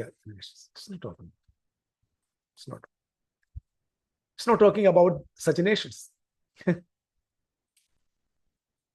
ഭൂലോകത്തെയൊക്കെയും എന്തുവാ വഞ്ചിച്ച പിശാച് എന്ന് പറഞ്ഞത്? ഭൂലോകം എന്ന് പറഞ്ഞാൽ that's not the all world. ഞാൻ അങ്ങനെയാ പഠിച്ചു വെച്ചത്. നിങ്ങൾ എല്ലാവരും അങ്ങനെ തന്നെയാ കേട്ടോണ്ടിരിക്കുന്നില്ലേ? ഏതോ ഒരു വെട്ടേറ്റ ദൂതം വന്ന് ഭൂലോകത്തെ മൊത്തം, അങ്ങനെ അല്ല. It's talking about the covenant world. ഇത് മനസ്സിലാക്കുക പ്രിയപ്പെട്ടവരെ, ബൈബിളിന്റെ ഭാഷ മനസ്സിലാക്കുക. Covenant world is within the boundary of the old covenant. ആ ഓൾഡ് കവനന്റിലെ മുഴു ലോകത്തെയും വഞ്ചിച്ച പിശാചും സാത്താനും ആയ പഴയ പാമ്പ് അവിടുത്തെ മഹാപുരോഹിതനാണ്. നിങ്ങൾ ശ്രദ്ധിച്ചാൽ മനസ്സിലാകും, ഓൾഡ് ടെസ്റ്റമെന്റ് ടൈമിൽ മിക്കവാറും എല്ലായ്പ്പോഴും ദൈവത്തിന്റെ ജഡ്ജ്മെന്റ് വന്നത് because that priesthood were not functioning well. മലാക്കിയുടെ പുസ്തകം 1-ാം അധ്യായം വരെ വായിച്ചു നോക്ക്. ബാബിലോൺകാർ വന്നതിന്റെ കാരണം എന്താ? അസീറുകാർ വന്നതിന്റെ കാരണം എന്താ? അതിന്റെ എല്ലാം മെയിൻ റീസൺ എന്ന് പറയുന്നത് ദേവാലയത്തെ അശുദ്ധമാക്കുന്ന, ദേവാലയത്തിനകത്തിരുന്നുകൊണ്ട് പൗരോഹിത്യം കാണിക്കുന്ന തോന്നിയവാസം. അങ്ങനെ ഒരു വാക്ക് എന്റെ വായി വന്നു. അതുകൊണ്ടാണ് ആ ശിക്ഷ അവരുടെ മേൽ വന്നത്. ഇവിടെ ജാതികളെ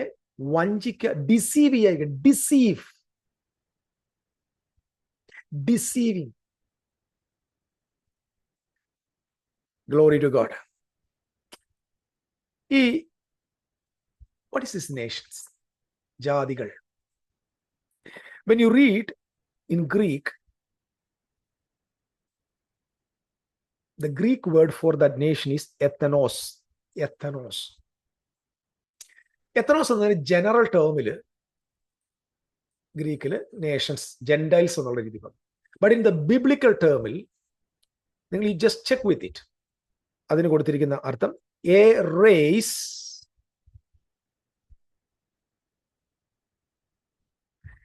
raise with same culture, language and aptitude എന്ന് പറയാം. ഒരേ ആശയമുള്ള, ഒരേ കൾച്ചറുള്ള, ഒരേ ഭാഷയുള്ള ഒരു റേസിനെ, ഒരു വിഭാഗത്തെ, അതിന് പറയുന്ന പേരാണ് എത്തനോസ്. മറ്റൊന്ന് എ ട്രൈബ്. ബൈബിൾ മനസ്സിലാക്കണേ, a tribe it is a Greek dictionary. ഞാൻ എൻ്റെ വ്യാഖ്യാനം പറയുന്നില്ല അതിനകത്ത്. അപ്പൊ ജാതികളെ ചതിക്കുക, വഞ്ചിക്കുക എന്ന് പറഞ്ഞാൽ എത്തനോസ്, ട്രൈബ്സ്. അപ്പൊ ethnos means tribes. How many tribes were in the nation of Israel? 12 tribes. 12 tribes. നിങ്ങൾക്കറിയാമോ, when you read the parable of the Lazarus and rich man, the rich man was the high priest. അദ്ദേഹം പറയുന്നുണ്ട്, എൻ്റെ സഹോദരന്മാർ 5 പേർ എന്ന് പറഞ്ഞാൽ 5 സഹോദരന്മാർ ഇവിടെ വരാതിരിക്കുക എന്ത് ചെയ്യണം, നിങ്ങൾ ലാസറിനെ അങ്ങോട്ട് അയക്കാൻ പറയും. He was the high priest there. പിടിച്ച് എവിടെ കളഞ്ഞു? യാതനാ സ്ഥലത്ത് കളഞ്ഞു എന്ന് പറഞ്ഞാൽ കൊന്നൊന്നായി തീർന്നു, ജഡ്ജ്മെന്റ് നടത്തിയത്. സോ ഇവിടെ നിങ്ങൾ മനസ്സിലാക്കേണ്ട പ്രധാനപ്പെട്ട കാര്യം, എത്തനോസ് മീൻസ് ജാതികൾ എന്ന് പറഞ്ഞാൽ ഇത് ഇന്ത്യക്കാരനെ ചതിക്കുന്ന ഏതോ പാമ്പിന്റെ കാര്യമല്ലത്. അതാദ്യം നിങ്ങൾ മനസ്സിലാക്കും. ഇന്ത്യക്കാരെയും ആഫ്രിക്കക്കാരെയും അമേരിക്കക്കാരെയും യൂറോപ്യൻസിനെ ചതിക്കാൻ വരുന്ന ഏതോ ഒരു പത്തിക്കാരൻ പാമ്പല്ല, നിങ്ങളുടെ നാട്ടുഭാഷയല്ലേ, വലിയ കോബ്രയല്ല. High priest, those who are controlled, deceived, ജനത്തെ മൊത്തം വഞ്ചിച്ചുകൊണ്ടിരുന്ന the high priest, the priesthood. ഞാൻ ഹൈ പ്രീസ്റ്റ് മാത്രം പറഞ്ഞില്ല, the priest and Sanhedrin and Jewish religious rulers. ചെങ്ങലക്കത്തിടും. ഇവൻ ചെങ്ങലക്കത്തിടാതെ ഇവന്റെ കോപ്പ് കവർ ചെയ്യണം. കോപ്പ് എന്ന് പറഞ്ഞാൽ ഇവന്റെ ഹൗസ് എന്ത് ചെയ്യണം, കവർ ചെയ്യണം. That means there captives. ഈ 12 പേരും എന്ത് ചെയ്തിരിക്കുക, 12 ഗോത്രവും ഈ ആളിന്റെ അധികാരത്തിലാണ്. ആകാശത്തിന്റെ അധിപതി, ആകാശത്തിന്റെ അധിപതി വായിച്ചിട്ട് അന്ധകാരത്തിൽ, ഞാൻ ആ വാക്യം വായിക്കാം, Ephesians chapter, I'm reading so many things. Glory to God.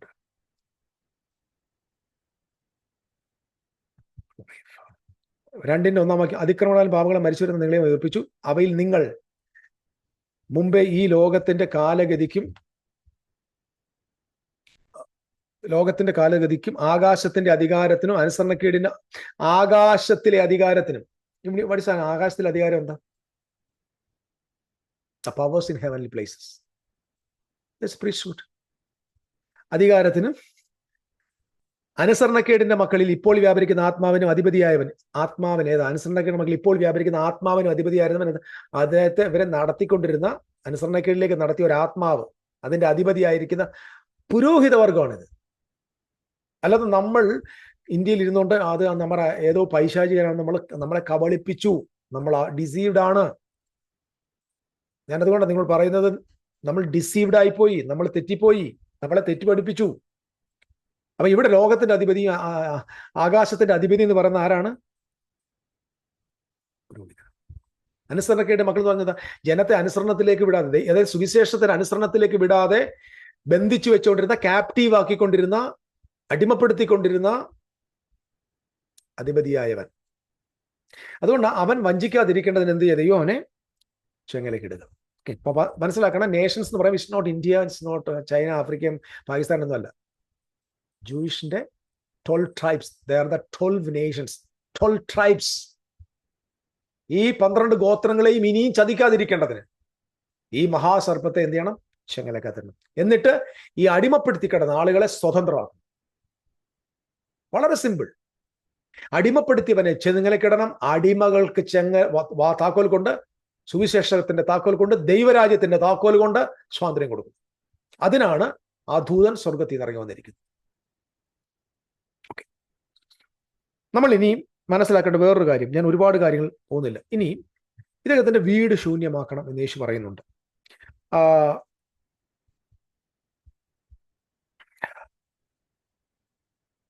So എവിടെ വെച്ചാണ് ആക്ച്വലി ഇയാളെ ബന്ധിച്ചത്? നമ്മൾ ആദ്യം ഇതിലേക്ക് നമ്മൾ ഇത്ര 1000 ആണ്ട് വാഴ്ചയിലേക്ക് പോയില്ല കേട്ടോ. ഇയാൾ എവിടെ വെച്ചാ ബന്ധിച്ചത്?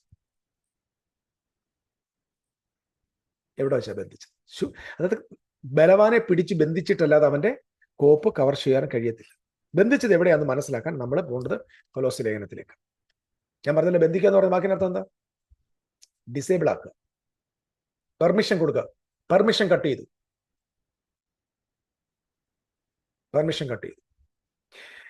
Colossians chapter 2 verse again I'm reading from 13. അതിക്രമങ്ങളിലും നിങ്ങളുടെ ജഡത്തിന്റെ അഗ്രചർമ്മത്തിലും മരിച്ചവരായിരുന്ന നിങ്ങളെയും അവനോടുകൂടെ ജീവിപ്പിച്ചു. അതിക്രമങ്ങളൊക്കെയും നമ്മോട് ക്ഷമിച്ച് ചട്ടങ്ങളാൽ നമുക്ക് വിരോധവും പ്രതികൂലവുമായിരുന്ന കൈയെടുത്തു മായിച്ച് കുരിശിൽ തറച്ച് നടുവിൽ നിന്ന് നീക്കിക്കളഞ്ഞു. വാഴ്ചകളെയും അധികാരങ്ങളെയും ആയുധവർഗം വെപ്പിച്ചു. കുരിശിൽ അവയുടെ മേൽ കൊണ്ടാടി. ആയുധത്തെ പിടിച്ചു വാങ്ങി അവരെ എന്താക്കി മാറ്റി? ഡിസേബിൾ ആക്കി മാറ്റി. കൈ കിട്ടിയ പോലെ ആയിട്ട് bounded on the cross. That's why Jesus Christ ഉയർത്തെഴുന്നേറ്റ ശേഷം തന്റെ അപ്പോസ്തലന്മാരോട് എന്ന് പറയുന്ന വാചകമുണ്ട്. ഇങ്ങനെയാണ്: സ്വർഗത്തിലും ഭൂമിയിലും സകല അധികാരവും എനിക്ക് ലഭിച്ചിരിക്കുന്നു. ഭൂമിയിലും സകല അധികാരവും എനിക്ക് ലഭിച്ചിരിക്കുന്നു. ആകയാൽ നിങ്ങൾ പുറപ്പെട്ട് പിതാവിന്റെയും പുത്രന്റെയും പരിശുദ്ധാത്മാവിന്റെ നാമത്തിൽ സ്നാനം കഴിപ്പിച്ചും ഞാൻ നിങ്ങളോട് കൽപ്പിച്ചതൊക്കെയും പ്രമാണിപ്പതൊക്കെ ഉപദേശിച്ചും കൊണ്ട് സകല ജാതികളെയും സകല എത്നോസിനെയും സകല ഗോത്രങ്ങളെയും ശിഷ്യരാക്കിക്കൊള്ളുവിൻ. ആകാശവും ഭൂമിയിൽ അധികാരം ലഭിച്ചെന്ന് പറഞ്ഞ അർത്ഥം heavens and the earth. That means now the serpent, the strong man, the rulers and the powers, they were bounded on the cross. And after resurrection, യേശു ക്രിസ്തു വന്നിട്ട് പറയുന്നു, സ്വർഗത്തിലും ഭൂമിയിലും സകല അധികാരവും എനിക്ക് ലഭിച്ചിരിക്കുന്നു. ആകെ നിങ്ങൾ പുറപ്പെടണം. ഇനി ധൈര്യമായിട്ട് പൊക്കോ. 12 ഗോത്രങ്ങൾ എന്താ പറഞ്ഞ സകല ജാതികളെയും ശിഷ്യരാക്കുന്നു പറഞ്ഞാൽ എന്നെ ശിഷ്യയാകുന്ന കാര്യമല്ല പ്രിയപ്പെട്ടവരെ. ജാതികളെ സംബന്ധിച്ചിട്ടുള്ള ദൈവത്തിന്റെ പ്രോഗ്രാം വേറെയാണ്. ഈ പ്രോഗ്രാമിന്റെ അന്ത്യത്തിലേ നമുക്കത് കാണാൻ പറ്റത്തുള്ളൂ. ശ്രദ്ധിച്ചുകൊള്ളു. ആകാശത്തിലും ഭൂമിയിലും സകല അധികാരം എന്ന് പറഞ്ഞാൽ ന്യായപ്രമാണത്തിന്റെ മുഴുവൻ അധികാരിയായി ഞാൻ മാറി. Because I am the angel of the covenant. I am the angel of the covenant. ഞാനാണ് ഉടമ്പടിയുടെ ആള്. ഞാനാണ് ഉടമ്പടിയുടെ ആൾ.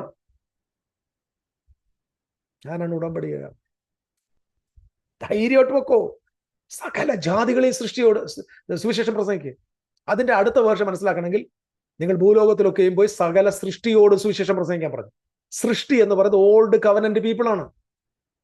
മത്തായിയിൽ അത് പറഞ്ഞേക്കുന്നത് എന്തുവാ? സകല ജാതികൾ എന്ന് പറയുന്നു. മർക്കോസ് എന്ന് പറയുന്നു സകല സൃഷ്ടി എന്ന് പറയുന്നു. രണ്ടോട് ചേർത്ത് മനസ്സിലാക്കാൻ അറിയേണ്ടത് go and preach the gospel to all the people of Israel under the old covenant. Because ആദ്യം സുവിശേഷം യഹൂദനാണ് എത്തേണ്ടത്. പോയി പറഞ്ഞേക്ക്. എന്നിട്ട് ഈ 12 ഗോത്രത്തിലെ ആളുകളെ എന്ത് ചെയ്യണം? ശിഷ്യരാക്കിക്കൊള്ളുവീൻ. ഇവർ ആരുടെ ശിഷ്യന്മാരായിരുന്നു? അവിടുത്തെ മതത്തിന്റെയും പൗരോഹിത വർഗത്തിന്റെയും ശിഷ്യന്മാരായിരുന്നു. അവരുടെ അടിമകളായിരുന്നു. they were captives. അവരുടെ വീട് ഞാൻ കവർ ചെയ്യാൻ പോകും. വീട് കവർ ചെയ്യണം. മാത്രമല്ല പ്രിയപ്പെട്ടവർ, വേറൊരു കാര്യം കൂടെ ഞാൻ പറയാം. എവിടെ വെച്ചാണ് ബൈൻഡ് ചെയ്തത്? ക്രൂശിൽ വെച്ച് ബൈൻഡ് ചെയ്തു. ആ ബൈൻഡ് ചെയ്തതിനെ കുറിച്ച് മറ്റൊരു കാര്യം കൂടെ നിങ്ങൾ പെട്ടെന്ന് നിങ്ങളുടെ ശ്രദ്ധയിൽ നിന്ന് കൊണ്ടുവന്ന ശേഷം നമുക്ക് മത്തായിയുടെ സുവിശേഷത്തിലേക്ക് ഒന്ന് വന്നാണ്. 23-ാം അധ്യായം. We know that verses very well, but I need to go quickly. Matthew chapter 23. യെരൂശലേമേ, 37 യെരൂശലേമേ, പ്രവാചകന്മാരെ കൊല്ലുകയും നിങ്ങളുടെ അടുക്കൽ അയച്ചിരിക്കുന്നവരെ കല്ലെറിയുകയും ചെയ്യുന്നവളെ, കോഴി തന്റെ കുഞ്ഞുങ്ങളെ ചിറകിൻ കീഴിൽ ചേർക്കും പോലെ നിന്റെ മക്കളെ ചേർക്കുവാൻ എനിക്ക് എത്ര വട്ടം മനസ്സിലായിരുന്നു, നിങ്ങൾക്കോ മനസ്സായില്ല. നിങ്ങളുടെ മക്കളെ ചേർക്കാൻ എനിക്ക് കോഴി കുഞ്ഞുങ്ങളെ ചേർക്കുന്നത് പോലെ ചേർക്കാൻ എനിക്ക് മനസ്സായിരുന്നു, നിങ്ങൾക്ക് മനസ്സിലായില്ല. നിങ്ങളുടെ ഭവനം ശൂന്യമായി തീരും. അതെന്തോ അങ്ങനെ പറഞ്ഞ കാരണം?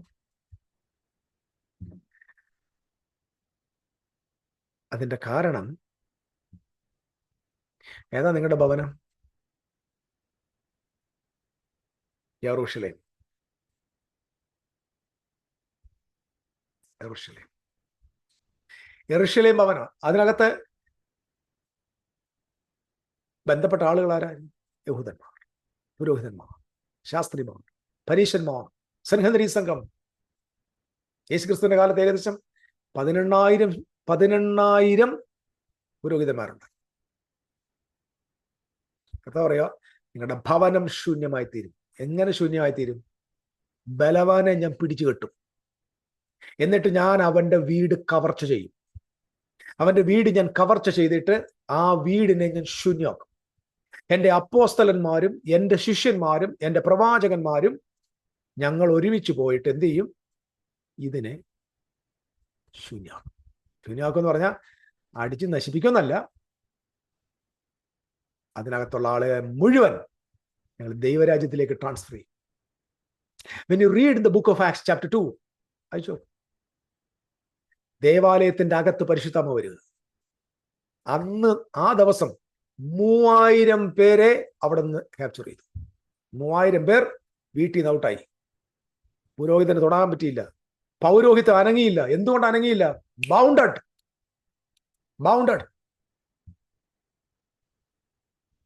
On the cross Jesus Christ bounded.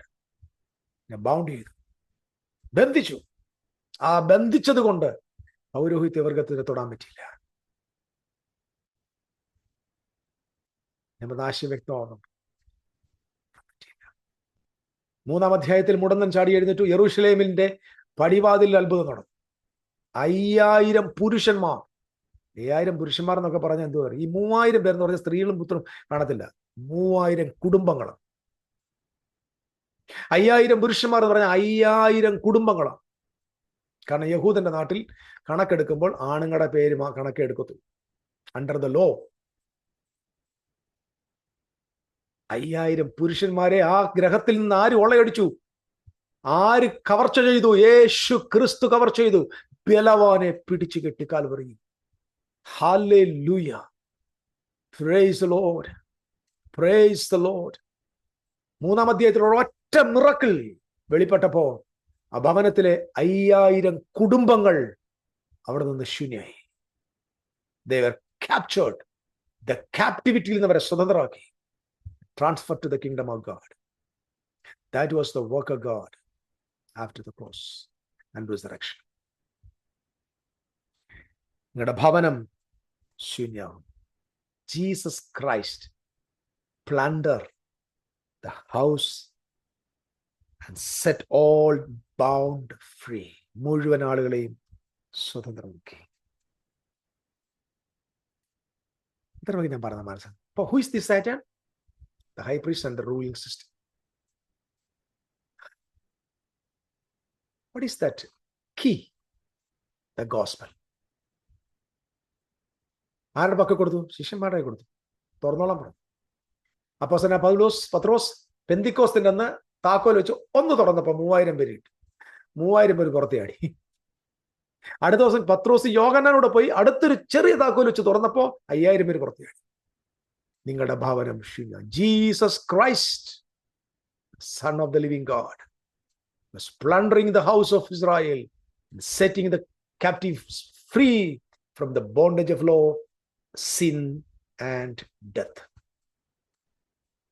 പാപത്തിൽ നിന്നും ശാപത്തിൽ നിന്നും മരണത്തിൽ നിന്നും നമ്മുടെ കർത്താവായ യേശു ക്രിസ്തു അവരെ സ്വതന്ത്രമാക്കി. Jesus Christ, he died on the cross and he bound Satan in the time of his crucifixion. I hope you got it. ഇനി ഒരു കാര്യം കൂടെ മാത്രം ഞാൻ പറഞ്ഞിട്ട് ഈ വീഡിയോ സ്റ്റോപ്പ് ചെയ്യും. And I will do the second part, how the millennium. Okay? കാരണം ആദ്യം ബൈൻഡ് ചെയ്താലല്ല മില്ലേനിയം തുടങ്ങാൻ പറ്റത്തുള്ളൂ. ബൈൻഡ് ചെയ്ത കാര്യം മാത്രം ഞാൻ ആദ്യം പറയും.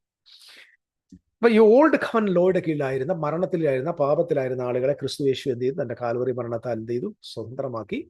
അതിന്റെ കാരണക്കാരായിരുന്ന ആ വാഴ്ചകൾക്കും അധികാരികളെ ആയുധവർഗം വെപ്പിച്ച് അവരെ നിരാശരാക്കി. അവരെന്ത് ചെയ്യുന്നു? നിരായുധരാക്കിയിട്ടുള്ള, ഡിസേബിൾഡ് ആക്കി കഴിഞ്ഞു തെക്കൊണ്ടു എനിക്ക്.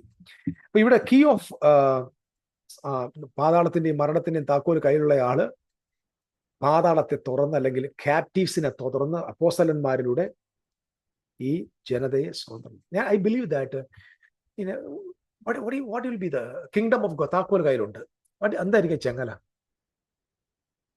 I believe that's the gospel. That's what the Bible says. The gospel is the power of God. Power of God unto salvation. A chain is the gospel. സുവിശേഷം അവരെ ബന്ധിച്ചു. അതേ സുവിശേഷം അവരെ ബന്ധിച്ചത് നമുക്കൊരു വാക്യം വായിക്കാം. അത് എനിക്ക് മനസ്സിലാക്കി തരാൻ ഇച്ചിരി പാടുള്ളൊരു വാക്യം. 2 തെസ്സലോനിക്ക ലേഖനം അതിന്റെ 2-ാം അധ്യായം, 2 തെസ്സലോനിക്ക ലേഖനം 2-ാം അധ്യായത്തിന്റെ 13-ാമത്തെ വാക്യം. ഞങ്ങൾ പ്രസംഗിച്ച ദൈവവചനം നിങ്ങൾ കേട്ടു. മനുഷ്യന്റെ വചനമായിട്ടല്ല, സാക്ഷാൽ ആകുന്നത് പോലെ ദൈവവചനമായിട്ട് തന്നെ കൈക്കൊണ്ടതിനാൽ ഞങ്ങൾ ദൈവത്തെ ഇടവിടാതെ സ്തുതിക്കുന്നു. വിശ്വസിക്കുന്ന നിങ്ങളിൽ അത് വ്യാപരിച്ചു കൊണ്ടിരിക്കുന്നു. തെസ്സലോനിക്കരോട് പറയാം, സഹോദരന്മാരെ, യഹൂദിയിൽ, ഇസ്രായേലിന്റെ താഴെ യേശുക്രിസ്തുവുള്ള ദൈവസഭകൾക്ക് നിങ്ങൾ അനുകാരികളായി തീർന്നു. അവർ യഹൂദന്മാരാൽ അനുഭവിച്ചത് തന്നെ നിങ്ങളും സ്വജാതിക്കാരാൽ അനുഭവിച്ചുവല്ലോ.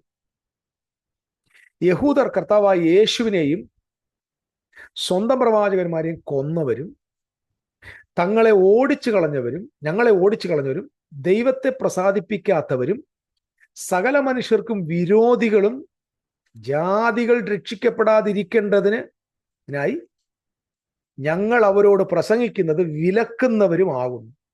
അടുത്ത വാക്യം, അങ്ങനെ അവർ തങ്ങളുടെ പാപങ്ങളെ എപ്പോഴും പൂരിപ്പിക്കുന്നു. എന്നാൽ ദൈവക്രോധം അവരുടെ മേൽ മുഴുത്തു വന്നിരിക്കുന്നു. Is comparing with the Jewish people and the believers. ബിലീവേഴ്സിനോട് പറഞ്ഞു, നിങ്ങൾ ഇത് പറഞ്ഞപ്പോൾ നിങ്ങൾ ആരായി മാറി? നിങ്ങൾ ക്രിസ്തുവിന്റെ വചനത്താൽ വചനം എങ്ങനെ പറഞ്ഞു അതുപോലെ കൈക്കൊണ്ടതിനാൽ ഞാൻ ദൈവത്തിന് സ്തോത്രം ചെയ്യുന്നു. ആ വിശ്വാസം നിങ്ങളിൽ വ്യാപരിക്കുന്നു. അപ്പൊ നിങ്ങൾ കേട്ടു, വിശ്വസിച്ചു, ആ മെസ്സേജ് നിങ്ങളുടെ അകത്ത് എന്ത് ചെയ്യുന്നു? വ്യാപരിക്കും. പക്ഷെ ഇവിടെ യഹൂദന്മാർക്ക് എന്ത് പറ്റി? അവർ വചനത്തെ വിശ്വസിക്കുന്നില്ല. യേശുവിനെ കൊന്നു, സ്വന്തം പ്രവാചകന്മാരെ കൊന്നു, ഞങ്ങളെ ഓടിച്ചു, ദൈവത്തിന് പ്രസാദിപ്പിക്കാത്തവരും സകല മനുഷ്യർക്ക് വിരോധികളും ജാതി രക്ഷിക്കപ്പെടാതിരിക്കേണ്ടത് തങ്ങൾക്ക് തന്നെ എന്ത് ചെയ്യുന്നു? They know the truth. ഇതാണ് സംഭവം എന്ന് പറയാം. They know the truth, but they refuse to believe. അതിന്റെ അർത്ഥം എന്താ? They were bound by the gospel, the truth. I just want to clarify it again. Message ഉണ്ട്, എല്ലാവരും വിശ്വസിക്കുന്നു, പക്ഷെ ഇവർക്ക് വിശ്വസിക്കാൻ പറ്റുന്നില്ല. Because they are bound. They are bound by the great chain, the gospel of God. ഒന്നുകൂടെ പറഞ്ഞാൽ, അവർ പ്രമാണത്തിന്റെ ആളുകളാണ്, ന്യായപ്രമാണത്തെ അനുസരിക്കുന്നവർ. ആ ന്യായപ്രമാണം എന്ന ആ ഒരു സംഭവം കൊണ്ട് തന്നെ അവർക്ക് അങ്ങോട്ട് വിശ്വസിക്കാൻ വയ്യ. ഇന്നും അങ്ങനെയൊക്കെ തന്നെയാണ്. നമ്മൾ പഠിച്ചു വെച്ചിരിക്കുന്ന കുറേ നിയമങ്ങൾ കാരണം സത്യത്തിൽ വിശ്വസിക്കാൻ പറ്റാത്ത. They are bounded. I believe majority of Christians today, they are bounded by their lies. They are bounded by their lies. They cannot accept the truth. They are bounded today. But I'm just coming to you with this message, the message of liberty. Be free from the lies and receive the truth and let it prevail in your life. Let the word prevail. Bounded by the lies, bounded by the gospel. Please go and read that 2 Thessalonians chapter 2. ആ വാക്യങ്ങൾ വായിക്കുക. കൂടുതൽ വെളിപ്പാടിലേക്ക് നിങ്ങൾ പോവാം. Okay, and I just want to close. അപ്പോൾ ഇവിടെ bounded ആയി by the gospel after the cross. അങ്ങനെയെങ്കിൽ അവനെ ബന്ധിച്ചത് ഇവിടെ വെച്ചാണെങ്കിൽ, അല്ലെങ്കിൽ യേശുവിന്റെ ക്രൂശിൽ വെച്ചാണെങ്കിൽ, അതിന്റെ ട്രൂത്ത് നടന്നത് അവിടെ വെച്ചാണെങ്കിൽ, മില്ലേനിയം ആരംഭിച്ചതും, മില്ലേനിയം ആരംഭിക്കാൻ പോകുന്നു 1000 ആണ്ട് വാഴ്ചയും after the bounding of Satan. Okay, let us go for that subject the next video. അതുവരെ ഈ മെസ്സേജ് നിങ്ങൾക്ക് അനുഗ്രഹമാകട്ടെ. പ്ലീസ് ദയവായിട്ട് നിങ്ങൾ ഇത് കേൾക്കുക. മനസ്സിലാകാത്തവർ വീണ്ടും കേൾക്കുക, മനസ്സിലാകുന്നവരെ കേൾക്കുക. എന്തെങ്കിലും ഡൗട്ട് ഉണ്ടെങ്കിൽ നിങ്ങൾക്ക് you can come to the comment section or can write to me. എല്ലാവരെയും ധാരാളം അനുഗ്രഹിക്കട്ടെ. Thank you so much for watching patiently. May the lord's word make you rich. ദൈവത്തിന്റെ വചനത്താൽ ഐശ്വര്യമായി നിങ്ങളെ സമ്പന്നരാക്കട്ടെ. ആമേൻ. Thank you.